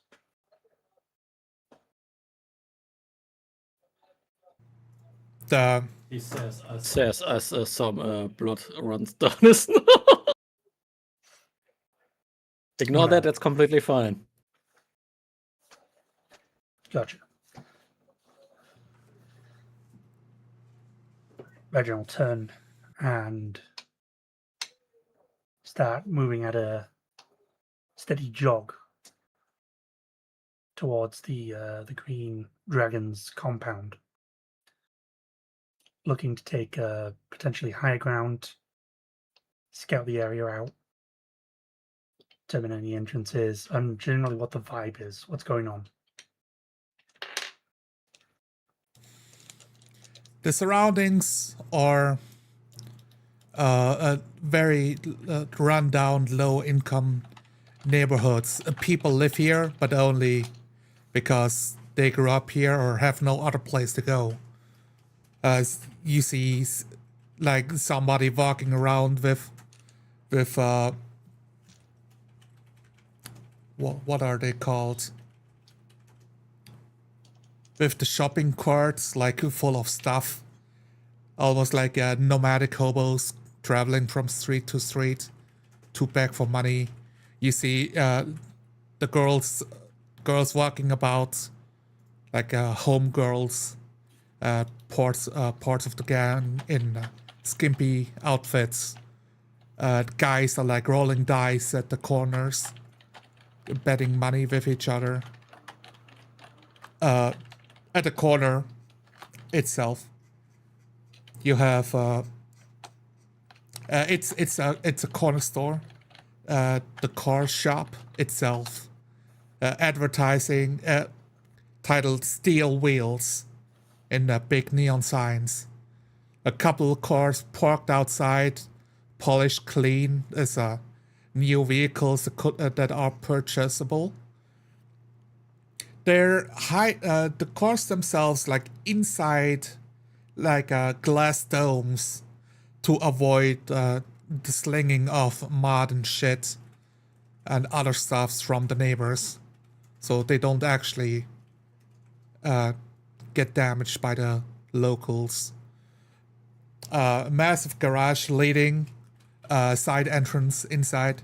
There are like people outside standing about, wearing similar bomber jackets that you've spotted on the video footage, talking with a guy, one of them, that stands in a suit, a cheap suit, having conversation back and forth. About bands in jackets, about 4 of them visible by the naked eye on the outside.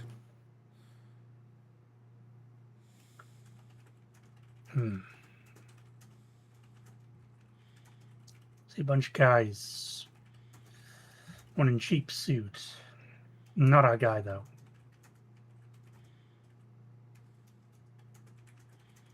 I'm gonna see if there's a back door. Probably some loading bay.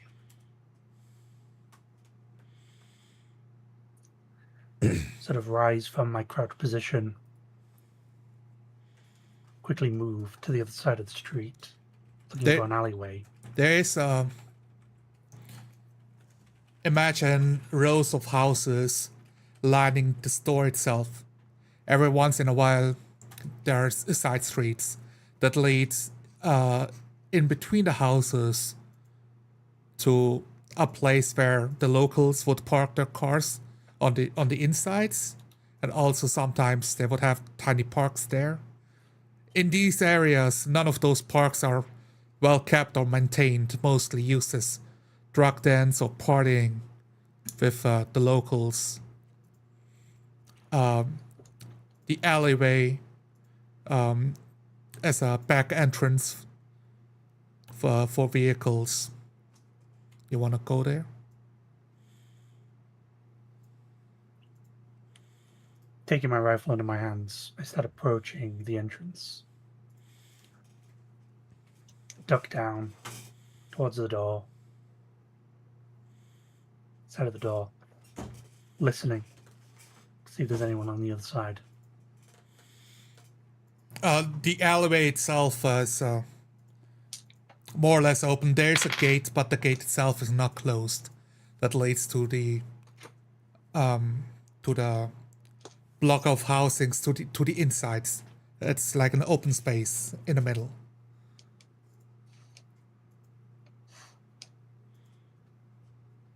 Make a roll, let's see. I'll slip in. Go there. Mm-hmm. Sneaking? Yes.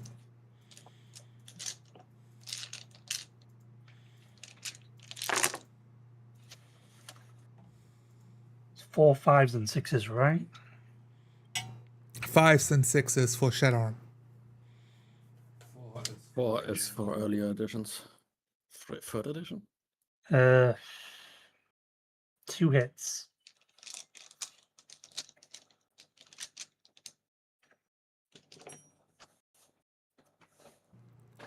There is one guy near the entrance talking up a girl, trying to convince her to go on a date with him, having his back to you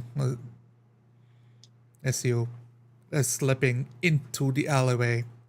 Like, come on, chica, it's gonna be a good time, man. I didn't do nothing bad. It's like, you punched my brother in the face, asshole. It's like, but he had it coming. Oh, come on. She's really upset at him.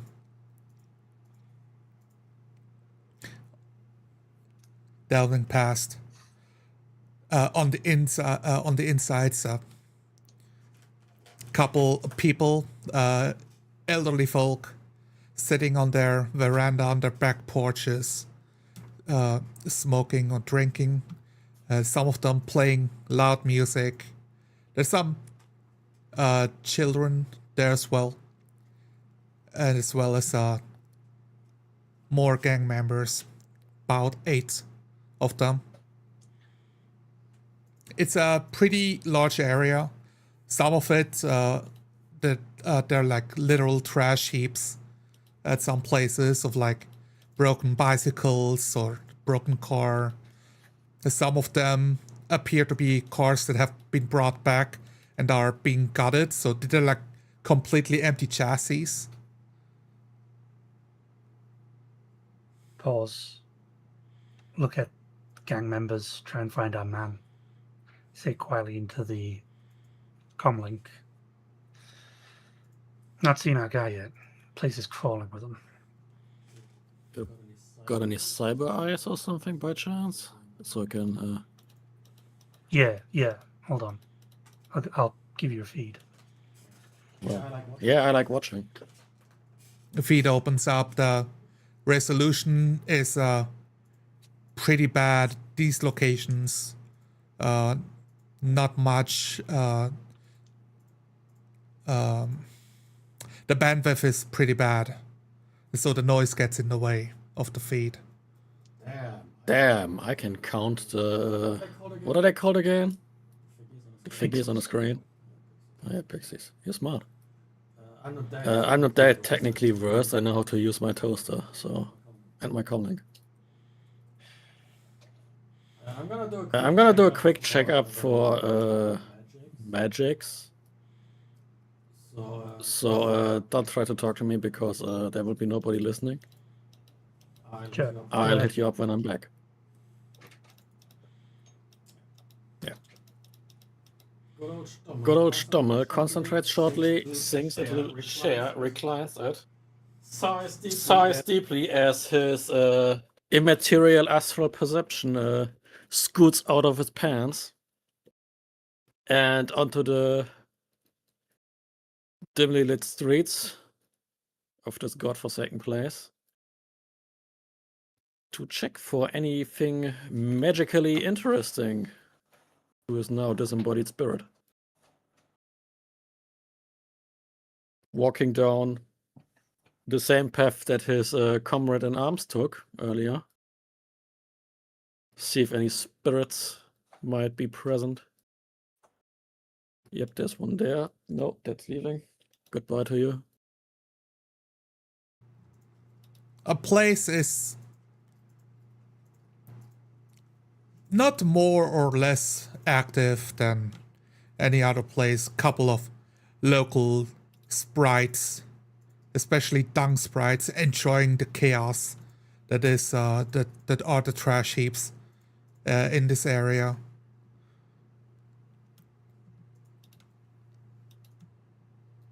Enjoying the chaos, going about their business.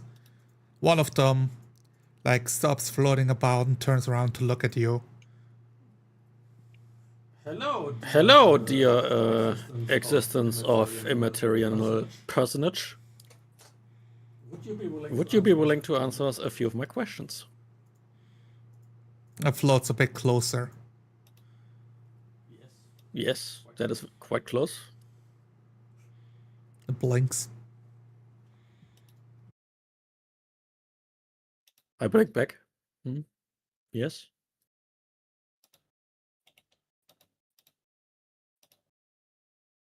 It doesn't appear to do anything besides that. It's waiting.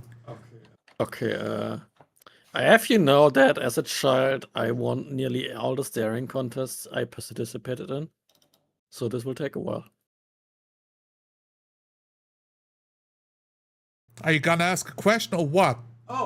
Oh, we are at that stage already. I'm looking for a personage of material existence. I give it the best description that I can do to a spirit that has probably never seen the guy in the flesh. Brought a little boy with him recently. You wouldn't know how to find a small humanoid individual in this place? Or if it has been brought here to begin with? Is he trash? The kid or the guy? You have to specify here, my friend. If it's trash, I can find it. I mean, the guy is trash. Yes, he kidnapped a child. That we defined it as trash in society. What's in it for me? I will light a dozen candles in your honor. And Roll for persuasion. sacrifice a good bottle of a scotch for you.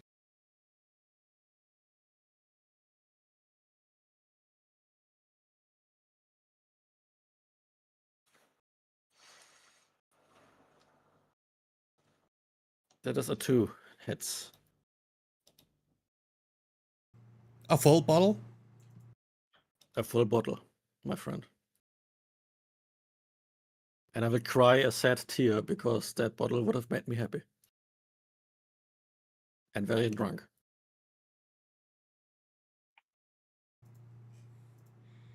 The ghost nods.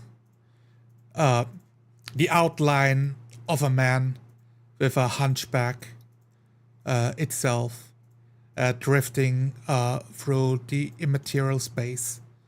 He disappears into a wall. I will follow the lead of this incorporeal friend. Leading through walls of the buildings, like gang members talking. When they talk, like the voices become distorted. Yes, I agree. You're full of shit. It passes through another pair of walls, multiple cars like lifted up and being tuned from below. Lots of wheels being replaced on them. Pushed deeper into an underground area where a small kid is with a bag over his head, tied to a chair. Fascinating. That's where we're gonna end the session for tonight. All right.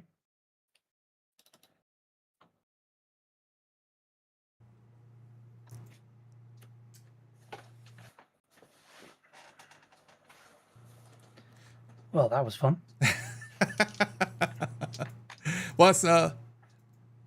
Yeah. I'm gathering my thoughts. We got multiple things going on. The biggest one is I'm pretty much started the session as like, okay, let's see if we can role play and come up with a mission from there. What could happen? Yeah, what could happen? I was also very much prepared to move on from the bounty to letting a few days pass and you guys can get a different kind of mission. So I never expected you guys to agree to this. As also, I thought 5,000 would be high enough that it's not an insult, but it's also low enough that if you have higher standards, you might want to pass on it in case something better shows up. Well, it's easy money at the end of the day. Like, it'll cover quite a few expenses for a while, for a day or two's work. Yeah, I can buy so much extra scotch with that. Also, I'm gonna enjoy not being conscious for some time. I also thought about if I had a bit more time, or if I took a bit more time to be more precise, I would have. I was thinking about having no run in the first session, and having a month go by, and bills stacking up. But in the end, like as we started role playing, I didn't know how I'm going to move time by a month without it feeling like role playing a waste of time, you know? Like, how do you make that interesting? And in the end, I decided against that. Yeah, like I kind of wanted to like push things forward with being like, oh well, I got a message from one of my contacts. Yes. See what they want to say. That'll spark something up. Better than just horror farming and watching boats. Yeah. Yeah, I noticed that. And I did miss it at the start that he said, no, you called for me. And I'm like, no, I didn't call for you. You called yourself through him. Hello, this is me talking to myself in the future. I mean, it's possible that Jimmy might have forgot about it. He might have butt dialed it. He might have done, you know. Yeah, for sure. He was just so busy doing business with people more attractive than you. It's true. I think it's like, it's partial. Well, I don't want to blame it on technology. I simply missed that you co-created that part of getting an urgent message, which obviously for you it's a clue to get me to do something with that, so that we can get into a Shadowrun or get into something else. Yeah, like the general idea is like not everyone can like be like firing on. Oh, I've got this in mind. Oh, I've got that in mind. Sometimes like a player can push, and usually that could be just their like daily routine, as in like, well, I know someone, and they might want to talk to me about something. Yeah. The fake out, however, was pretty good with Jimmy being in his office, kind of lurking about, but also like I'm playing the characters and kind of paranoid, got a bounty on his head. Would rather make Do you faux just pas. point your gun at everyone? Not everyone. I didn't point at that manlet who was trying to rub my bicep.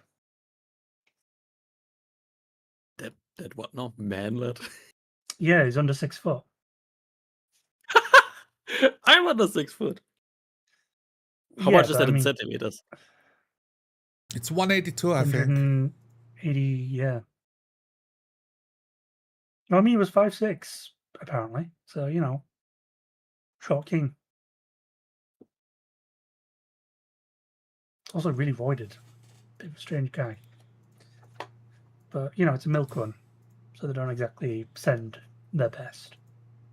But who knows? It could Oh, be they take more important. whoever. That's the thing. So I'm thinking a couple of things of for role play, because I very much felt like I was running this more like a spontaneous session. Even like we canceled 3 times. I've had time to prepare, but I the new me doesn't prepare for sessions. Just write cliff notes.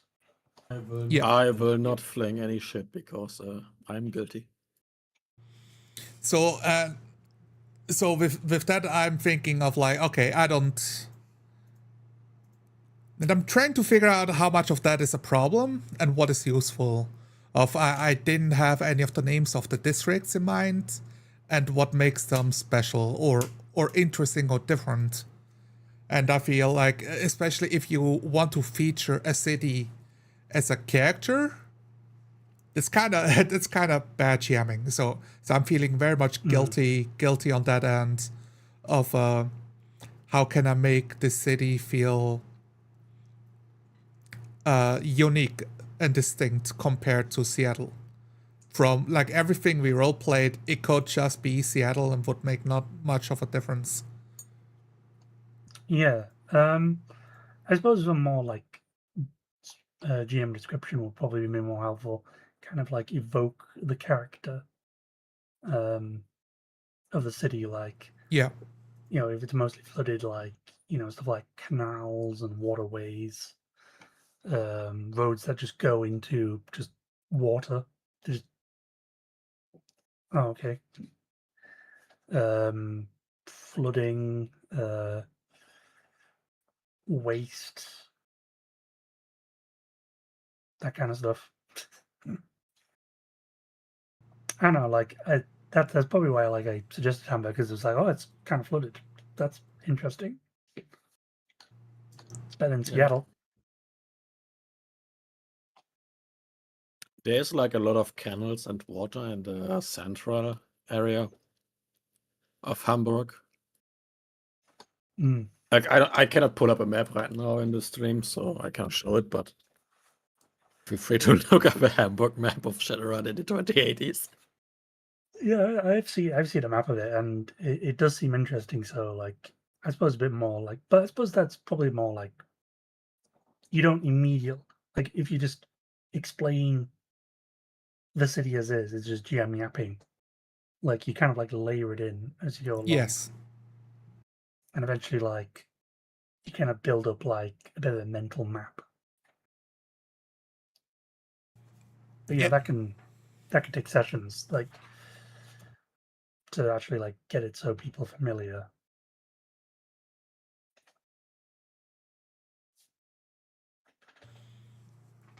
I very much struggled, like at the very start, with I described the immediate environment for your character, Raijin, of like the people on the boats and stuff. But I didn't have any push in mind, honestly.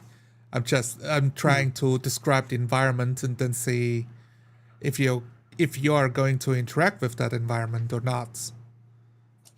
And Yeah, like since there's like no urgency, the question comes up of like, well, what am I doing here? You know, that can be like the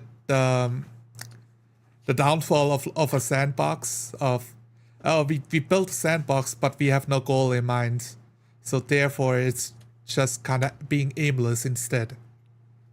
Yeah, I don't get that for like when people like say like, oh, sandboxes are terrible. It's there's like no direction. It's just like, well, there's stuff happening all the time. Yeah. Like, you could like walk into like some random incident that's a push, and I think a lot of people more get like focused on like world building at times, but Yeah. If you just sit around on your butt inside a sandbox, then yeah, you think nothing is happening, but that's because you're sitting in an enclosed space, and all the shit that's happening is happening outside of your field of view. So yeah, like if you have like Schrodinger's stuff like roleplayer. you have stuff like builds or like accommodation, like that's like the easiest way to get people to like dealing with one simple trick. But generally speaking, like in role-playing games, people look to make money for reasons. I mean, the simplest motivation, even Shadowrun, is I like food, I like warm water, I guess, or at least water. I like being alive. I like having at least 3 walls and a ceiling above my head. So I gotta pay rent to someone, or Yep. live here, or I live here living shotgun style. And then it's like, who tries to murder me today to get my place and stuff? And I'm those trying to really find good the Hamburg map descriptions in the there moment. with like the kind of grunginess of the lifestyle. Like, the water isn't working. There's food and cigarette butts everywhere. Half empty bottles. Like, it really sells like kind of like low lifestyle where you just like you wake up and you're just like, I hate it. So that's like a good incentive to like get money for the bills. I like the reminder of the character Garrett from the Thief series. Why do you steal? Yeah, it was us. Why do you steal? I got bills to pay and I'm good at it. Yep. I mean, yeah, there's like weird like magic men faction who like are the Illuminati in the city, but like, he's got bills to pay mostly. Mm-hmm. He likes having food. Like most people, I guess. Let's talk about mechanics. We got the question here from Conway. Like he said, oh nice, that's a good session. Thank you. How many mechanics were there? That's my worry. And we got definitely a couple. So I want to start off with the mechanics I was hiding from you guys. You called your contacts for information. And I rolled for both, was it Shady Jimmy? Slim Jimmy? Sleepy Jimmy. Sleepy Jimmy. And Slippy or sleepy? Slippy. As in, so, slimy worm. Slimy worm. Yeah, so I rolled for Sleepy Jimmy and rolled for Steiner, I think. Steiner, yes. And I used their influence as a die roll. So, since they have an influence of 2, I roll 2 dice. And if they get a success, you get some information. So we got 1 success for Sleepy Jimmy here.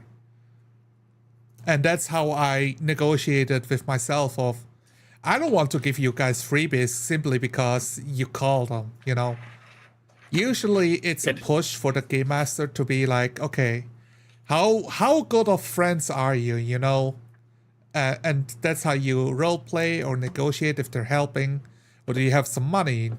Do you owe them a favor?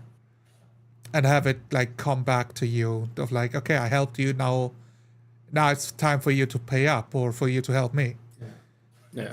At the broke ass level that we played here.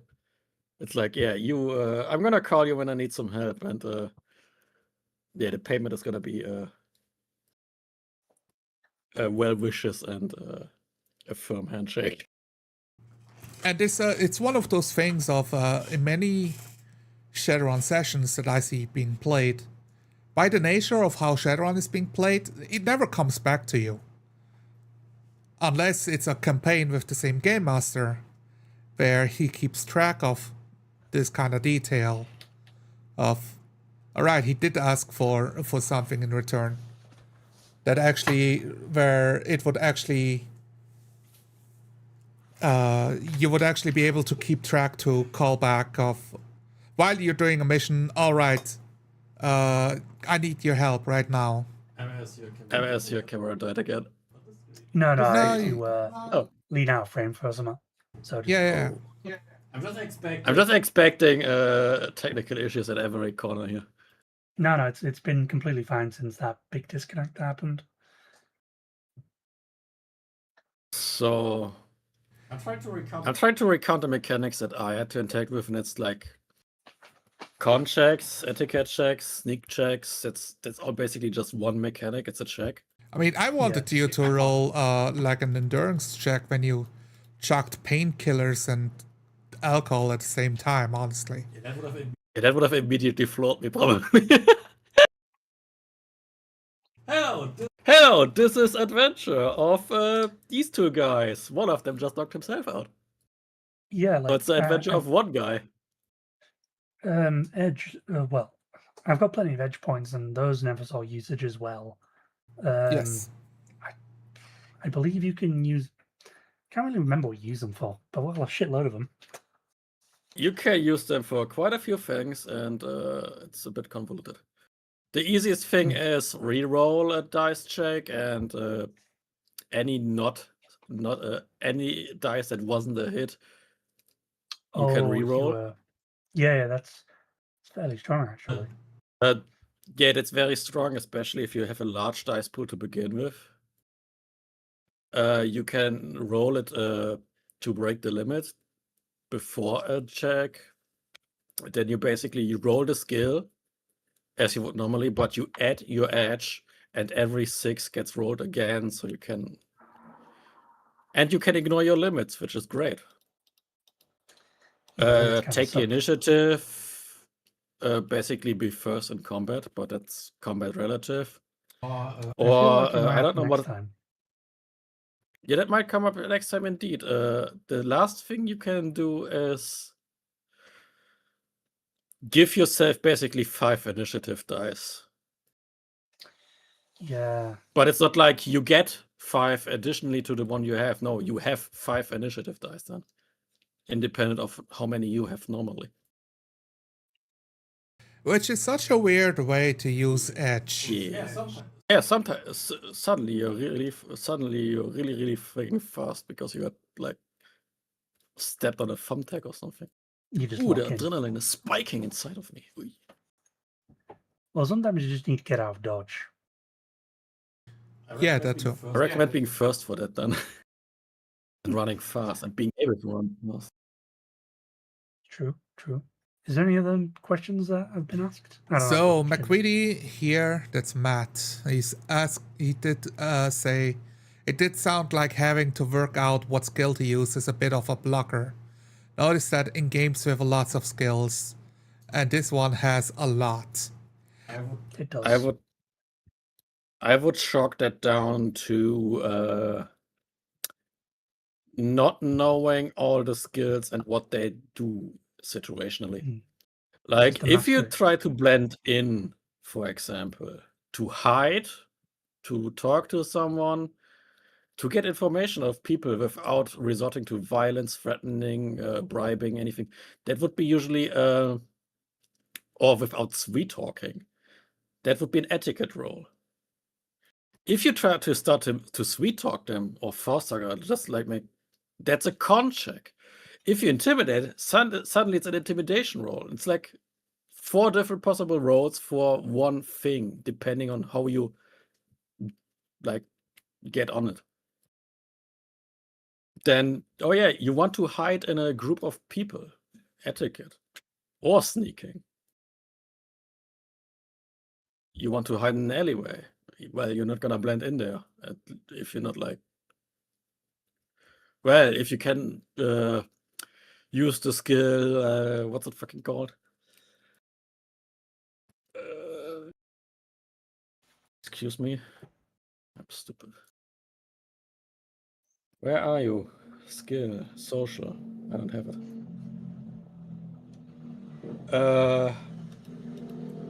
Dungeons and Dragons 2. What skill do you mean? What does it do?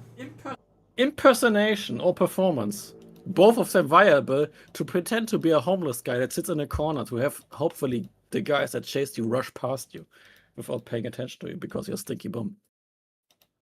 Yeah, I really don't think it's a problem. The problem is more that as a game master, I don't have a list of all the skills in front of me. Because I have the screen of the players in front of me. On the other one, I have... well, it's not showing chat. So on the other one, I have Jammer open so I can look up my own character as like a quick reference guide. I didn't take the time to open up the PDF, so I just had my notepad pretty much. Notepad, my dice rolls, Jammer, and my streamer setup to make sure that the stream is not dying on me, you know. So if we would be playing, I don't know, like I don't have. Do we have a GM window kind of thing for Shadowrun? Probably in pieces somewhere. We have these cheat sheet pages somewhere, but don't ask me where. Yeah, so having some cheat sheet pages helps a lot with that if you need to look up what a specific skill does. But even say they're not more or less complicated than other role-playing games. Like I find the skills on par with D&D, honestly. It's okay, you roll computer There's a bit more. if you interact with computers. You roll con if you're trying to pull the wool over somebody or fast talk somebody. If you wanna see a system with many skills, try the Dark Eye.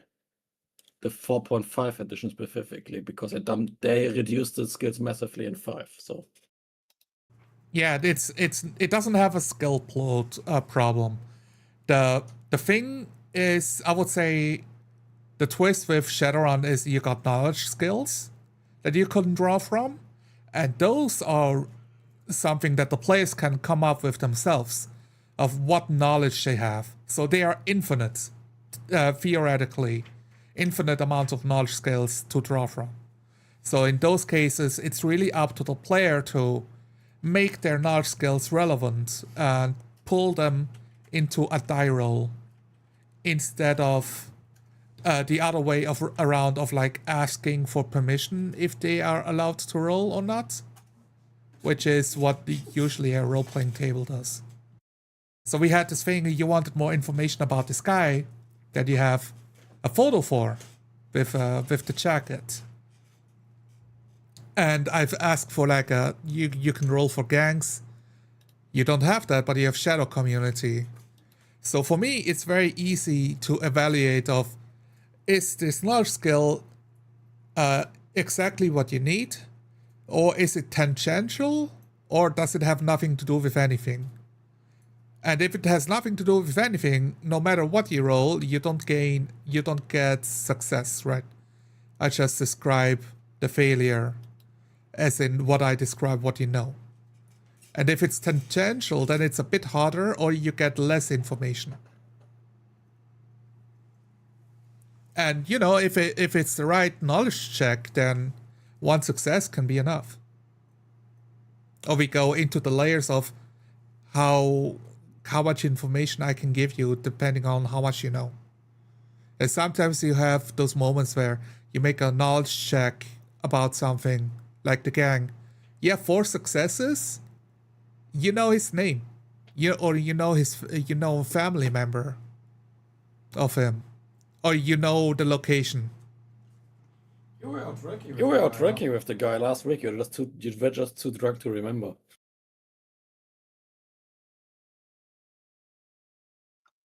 I mean, I've got nothing to add here. It's because pretty rusty, and that was correct.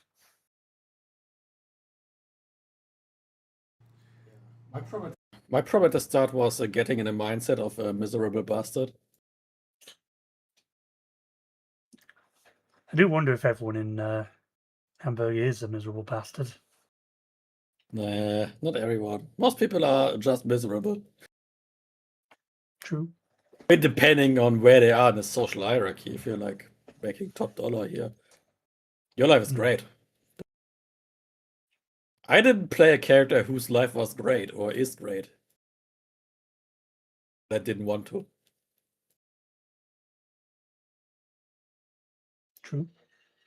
It's very hard, very hard to judge of what your character actually does or wants. So I just have to rely on you to roleplay and make yourself relevant into the scenes. I could have the job described was the done, man. apartment at the start better. What was that? I think the good job was done, and I think you did a real good job of sort of conveying the apartment. Like the issue is a lot of people like to over describe things when really like you just need to describe a bit and let people just build a mental image. Let them fill in the blanks. Exactly. Yeah, if you spend more time by the apartment, then you can add more detail. You don't need to describe the whole apartment in detail the first time we go there.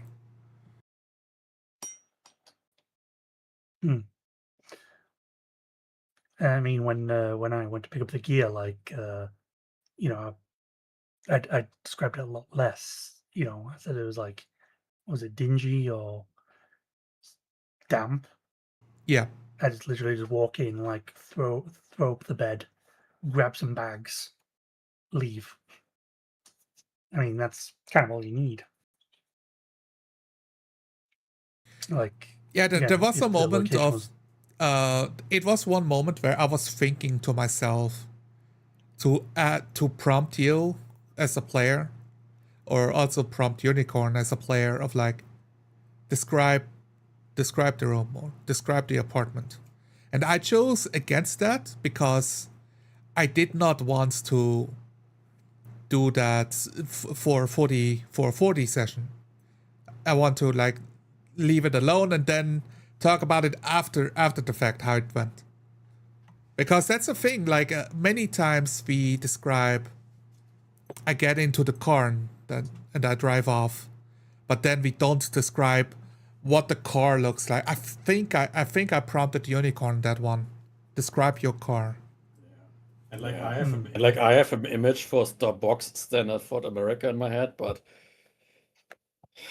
yeah, it's a sedan that's like, there's so many on the road, you could steal them and nobody would notice. Yeah, and I don't know. Except for the person that's suddenly missing his car. And I wouldn't know what a sedan looks like because I'm not a car guy. I don't. It's a car, you know. I would need the description of a car, so stuff like, it's a 4-seater, you know. Yeah. It's an average car. Even that is more helpful. But you know, it's green. I don't. Okay, if I look at sedan, it gives me hotels, so that's completely useless. I kind of like, I thought it was like, you know, as a mental image. Like for some reason it was like beige, and at least one of the doors was a different color, like a real shitmobile. Oh, I like that. I like the little details, especially like with the taxi. It's like, can you slam the door for me because it's not closing correctly? I was gonna like close it like anyway, like with the foot, just be like, you know, climb out, just like either like close it or like slam it shut or close it with my foot, just to like add a bit more. But you kind of went in there and was like, oh, could you like the doors jammed? I was like, well, yeah, it makes sense. It's a shitty taxi. You gotta like give it a good shove. But like it really kind of like did add to the sort of like tapestry of the world of like a lot of things are just like kind of broken, falling apart, you know, stuff like that. Yeah, for sure. I think I even commented about it in character. I was just like, you know, nothing fucking works in the city. And that's always Just kind of like always fun if you want to roleplay cyberpunk of, right, nothing works. Why does nothing work? Because all the money that is supposed to go into things working is being used for corruption, like getting siphoned off by big companies or by greedy businessmen or, you know, the middle manager guy. Like, there's always a reason for money to not actually get invested back into the city. or a Shadowrunner doing something that they shouldn't be doing. Yeah. I was super happy bringing, including other Shadowrunners, because that's a thing that never happens at Shadowrunner tables. So that's I've enjoyed this creating a bounty for this one. It's an open mission. How did any opinions on this? I would like to refute your statement of that never happens at other tables. It just never happened when you were there. Oh, you did that before, of like bunch of, I know of, like this one time when we did a run and basically a bunch of NPCs also showed up for the run, and you know, some of them did not stick around to participate, and some of them did, depending on some variables, you know. I mean, in that one time, they weren't there as the opposition. They were more like additional baggage. I would like to say it. We had, in your absence, a run where we had them as opposition, but basically we talked them out of fighting because we had the superior firepower. And Shadowrunners arguably are usually interested in staying alive, so... Like most people that live and have a brain. It's also like, it's a classic trappings in D&D of, oh, it's just a monster, so once it reaches it, it will fight until it has 0 hit point and dies. So yeah, people are alive. They want to do stuff with their lives. Yeah, sometimes even surrender. They beg you for mercy and like offer you their underpants and gold and whatnot to let you so they can leave. I really enjoyed how you role played off the guy at the park with the manlet. We had a couple die rolls involved there, and I think I'm not quite sure. So you succeeded your check, right, in blending in with the environment, and he passed you. It's like, you know, a short nod greeting. And then a couple scenes later, he doubled back to ask if you've seen anything, because you are at the location, literally. Yeah, like I did like the interaction. Like it was pretty good, especially like me using the like the foreigner card. Like that was something that I thought was clever. One thing that I think he could have done is while he was passing us by the first time, he could have like, I was talking loudly into my smartphone basically. So he could have just listened in like, oh, these guys definitely know something. Yeah, but it's me. They are. Yeah, if you got muscles for brain, then I know they say the brain is a muscle that needs to be trained like every other muscle, but yeah.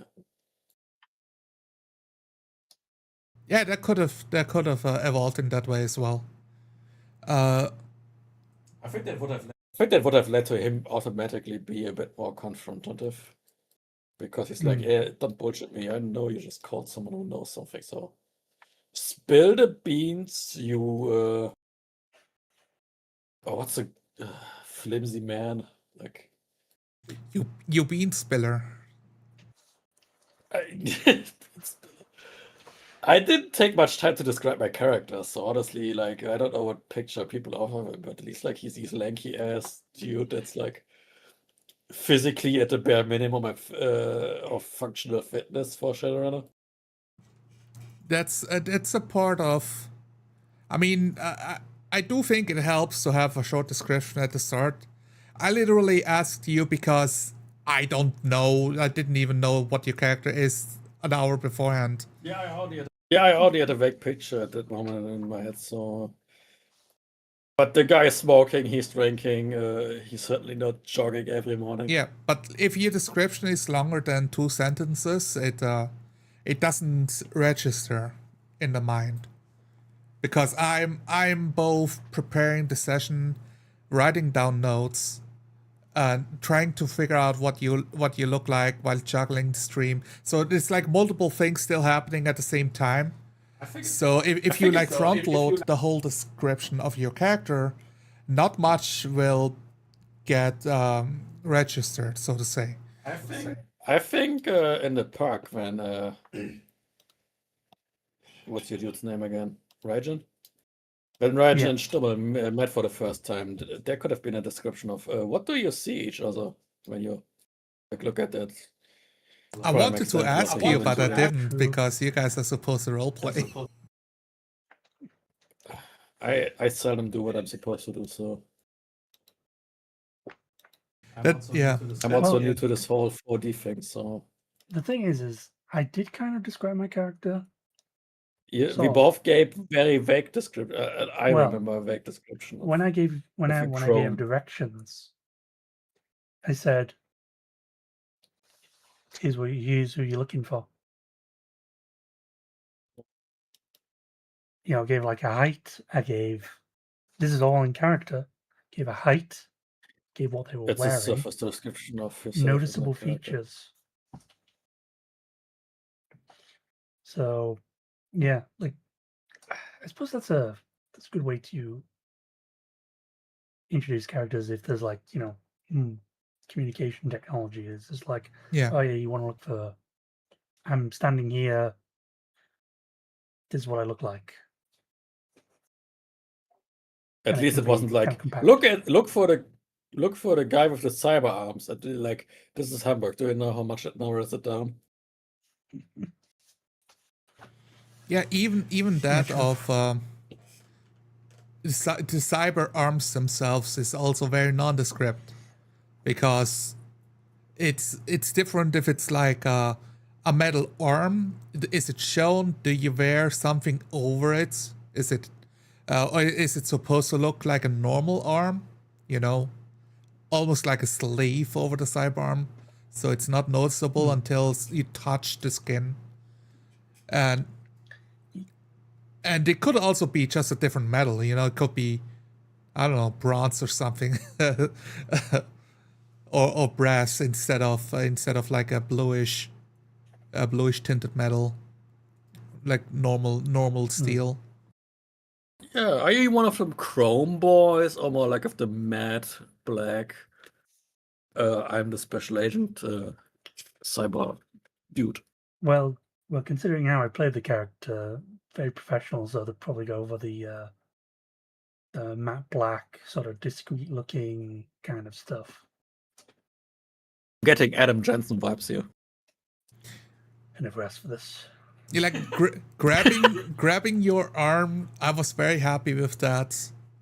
Of like going from asking you questions to, oh wow, you're tuned. Let me check out your gear, like all in your face, because he thinks he's the shit. Like he can get away with it usually with most people, except you're not most people. So when you resisted, he was like, wait a minute.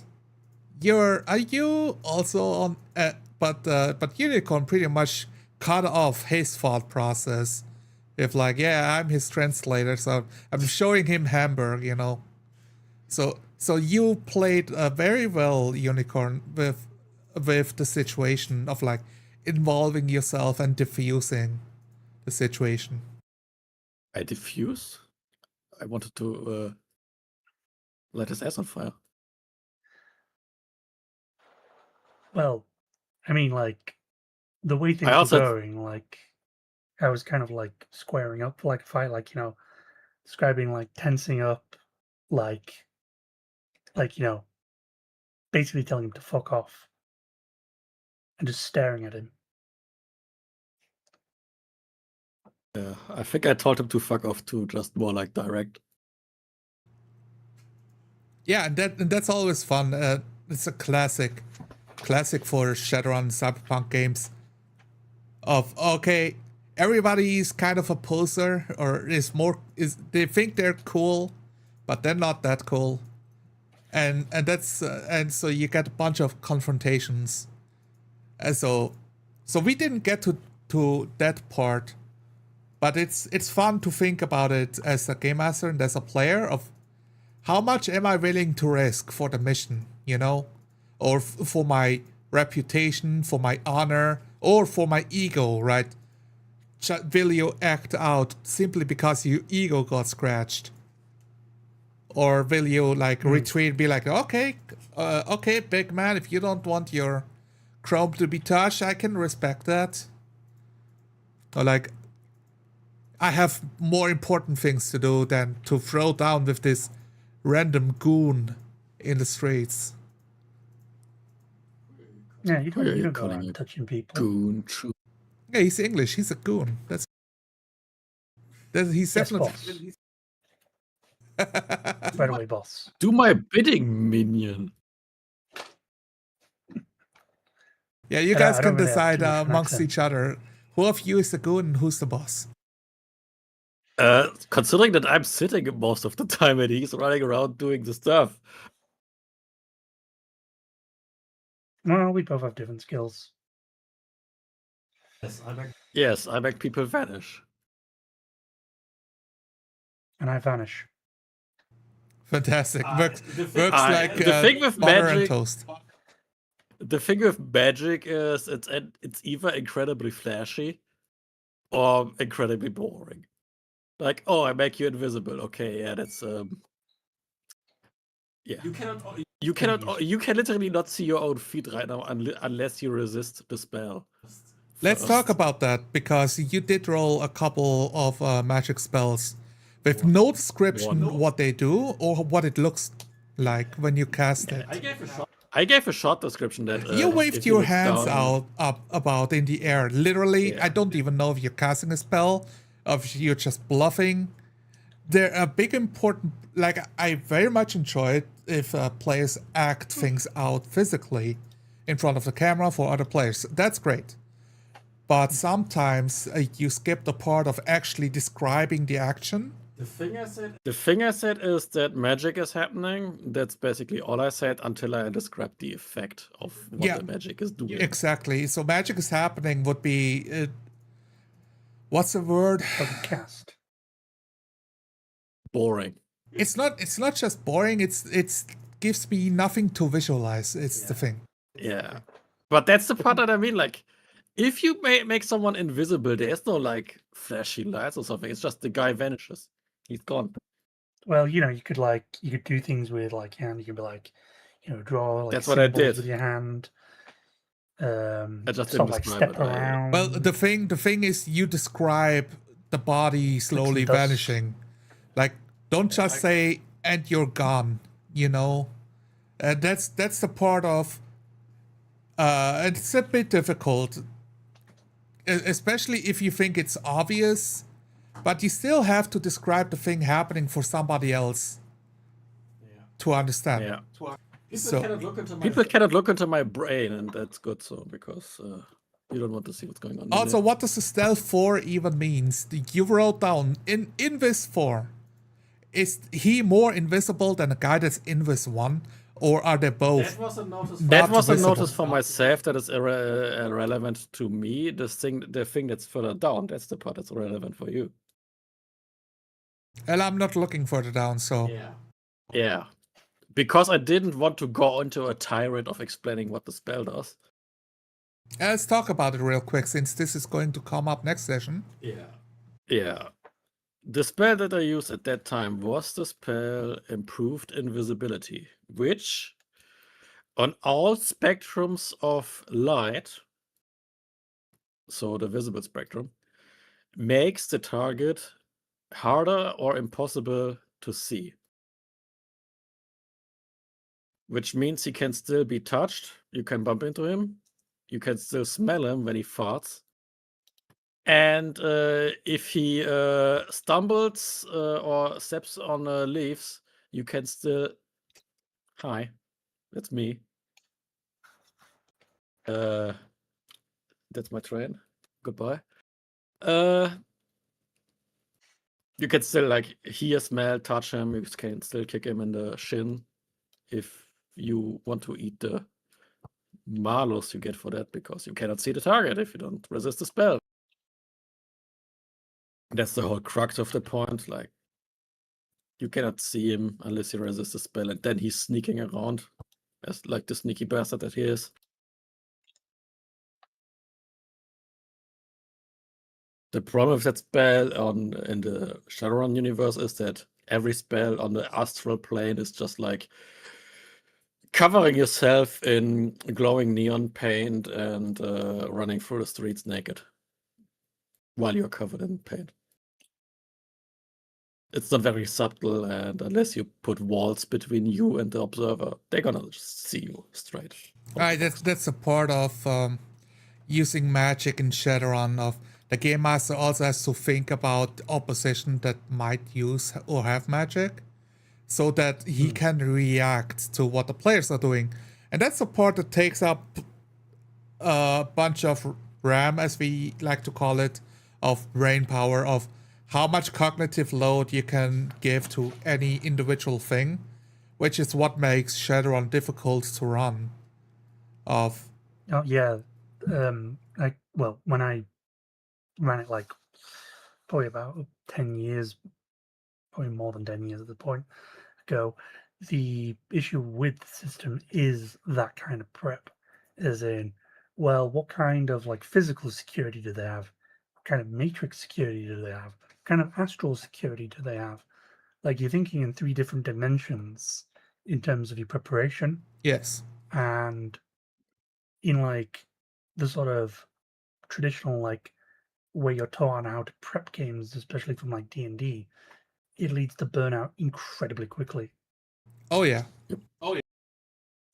Then you have to consider that like 95% of humanity, they don't have magic. Like, supposedly magic is incredibly rare.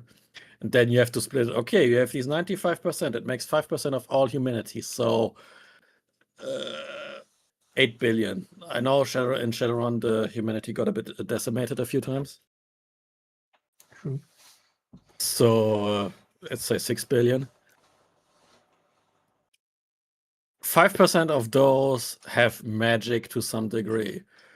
Out of those, you have to split between 3% adepts, 1.9% mages, and then this 0.1% mystic adepts who can do both to some degree. And then you have to split it further down to adepts who can only see astral. They cannot even they cannot do anything else. They can just, oh yeah, I can see the astral space.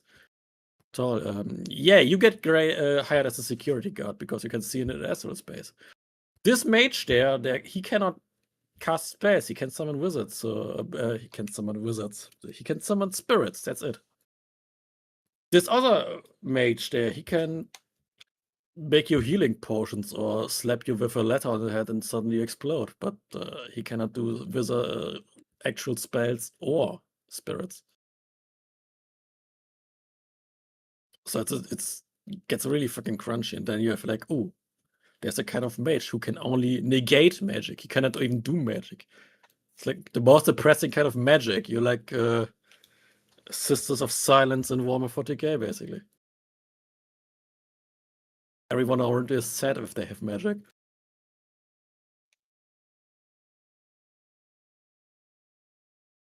Fair enough. What she said. Yeah, I talk a lot. Excuse me. So, but the thing, yeah, that's the thing of every time I run Shadowrun, I don't balance. I just think about what are the tools people have access to. But also, that's the thing of and Shadowrun helps in that regard of having like a system to describe the difficulty level of certain enemies, of like normal gangers to like a strong gang like a mafia or a more influential international gang, right? To Shadowrunners, to and also like beat cops, to security guards, to your SWAT team, and the various gradations of that, which allows me as a game master to be faster and more flexible with putting together enemies and having a good idea of their power levels, what they should be. Instead of like number crunching, I'm more making it a vibe check, and I have a couple examples to compare to.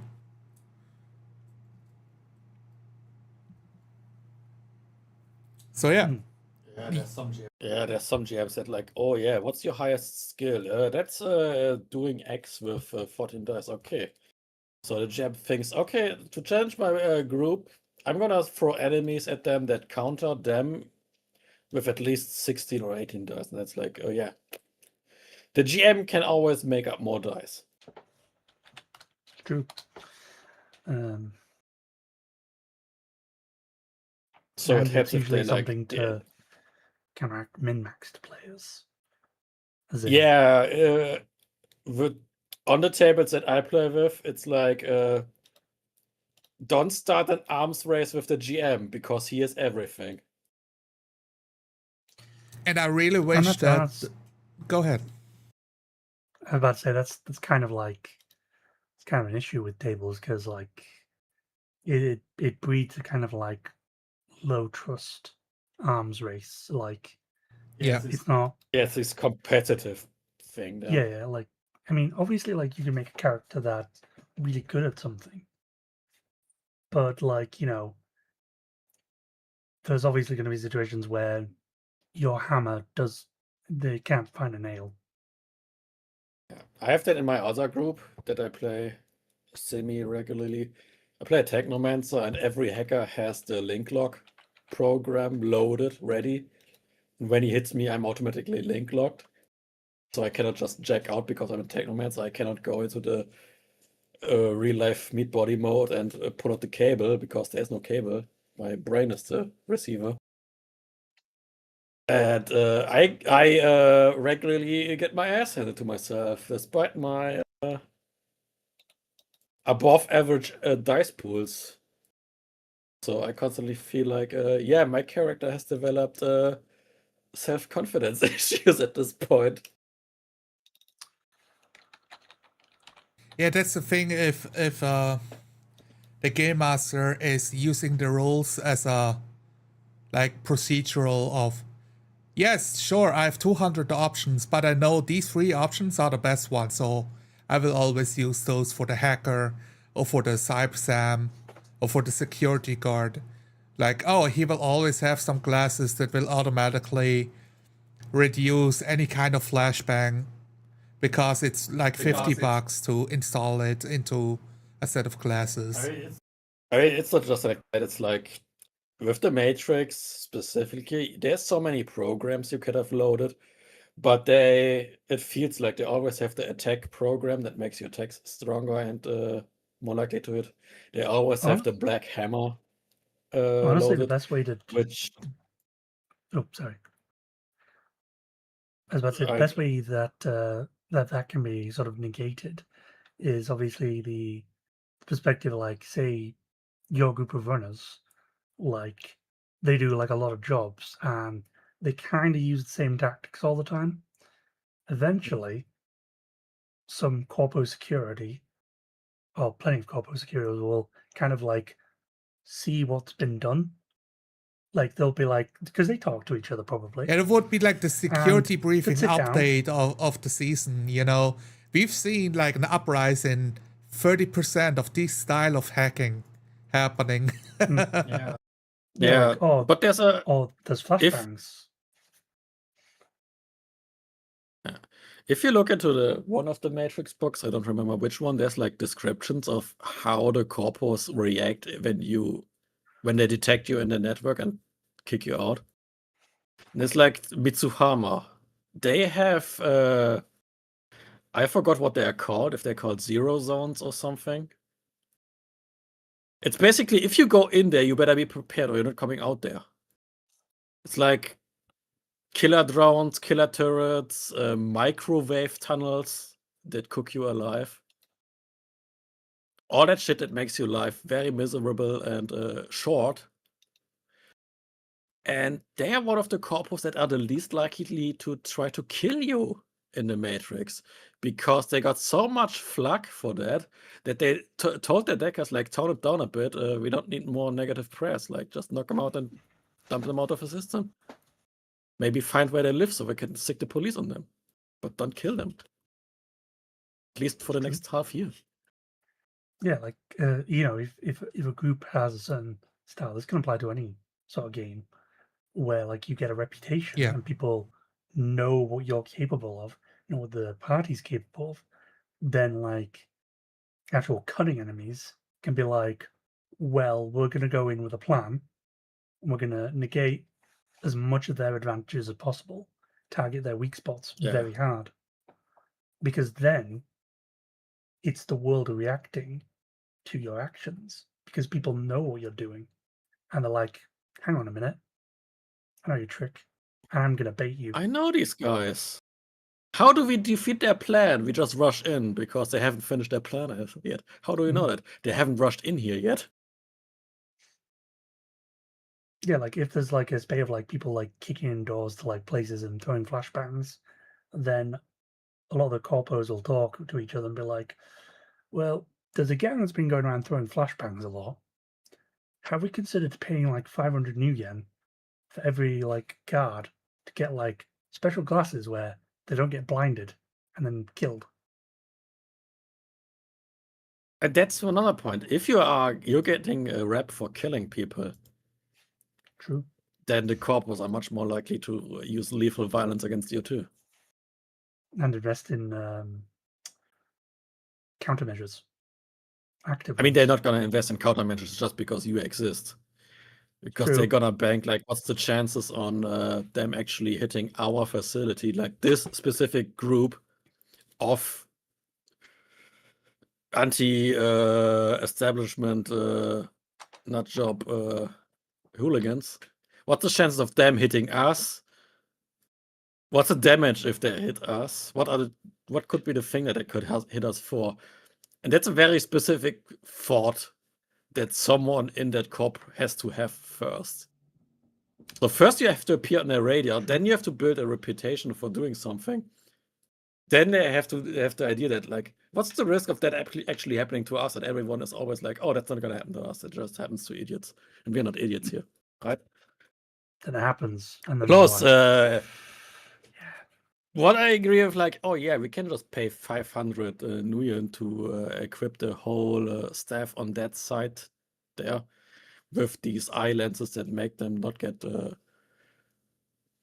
see the sun at night when they look into a flashbang, these fucking idiots. But also, like, security costs money, and what does the corpo do first? They skimp money wherever they can because someone's gonna get a bonus if they can save money. True.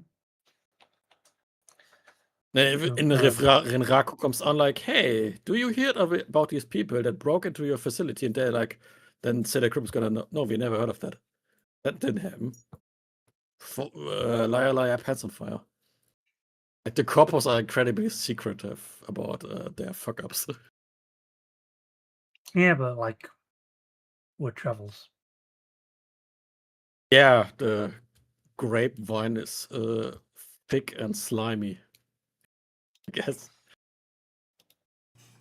I mean, those are all little details that I only find them cool if they get roleplayed. And since everybody is role-playing Shadowrunners, you don't see much of that ending up on screen, so to say. Right. Yeah. You're usually on the other side of the corporate booth that doesn't get to talk about the corporate fuck-ups.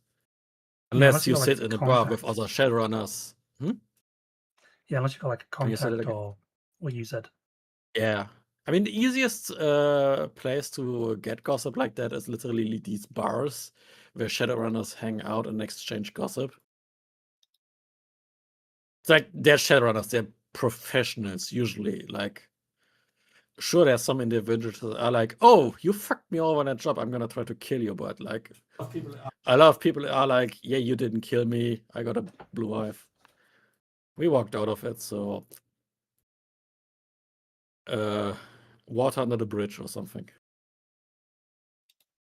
So yeah, next session there will be combat. We got a mage fucking about, so I'm looking forward to how that turns out.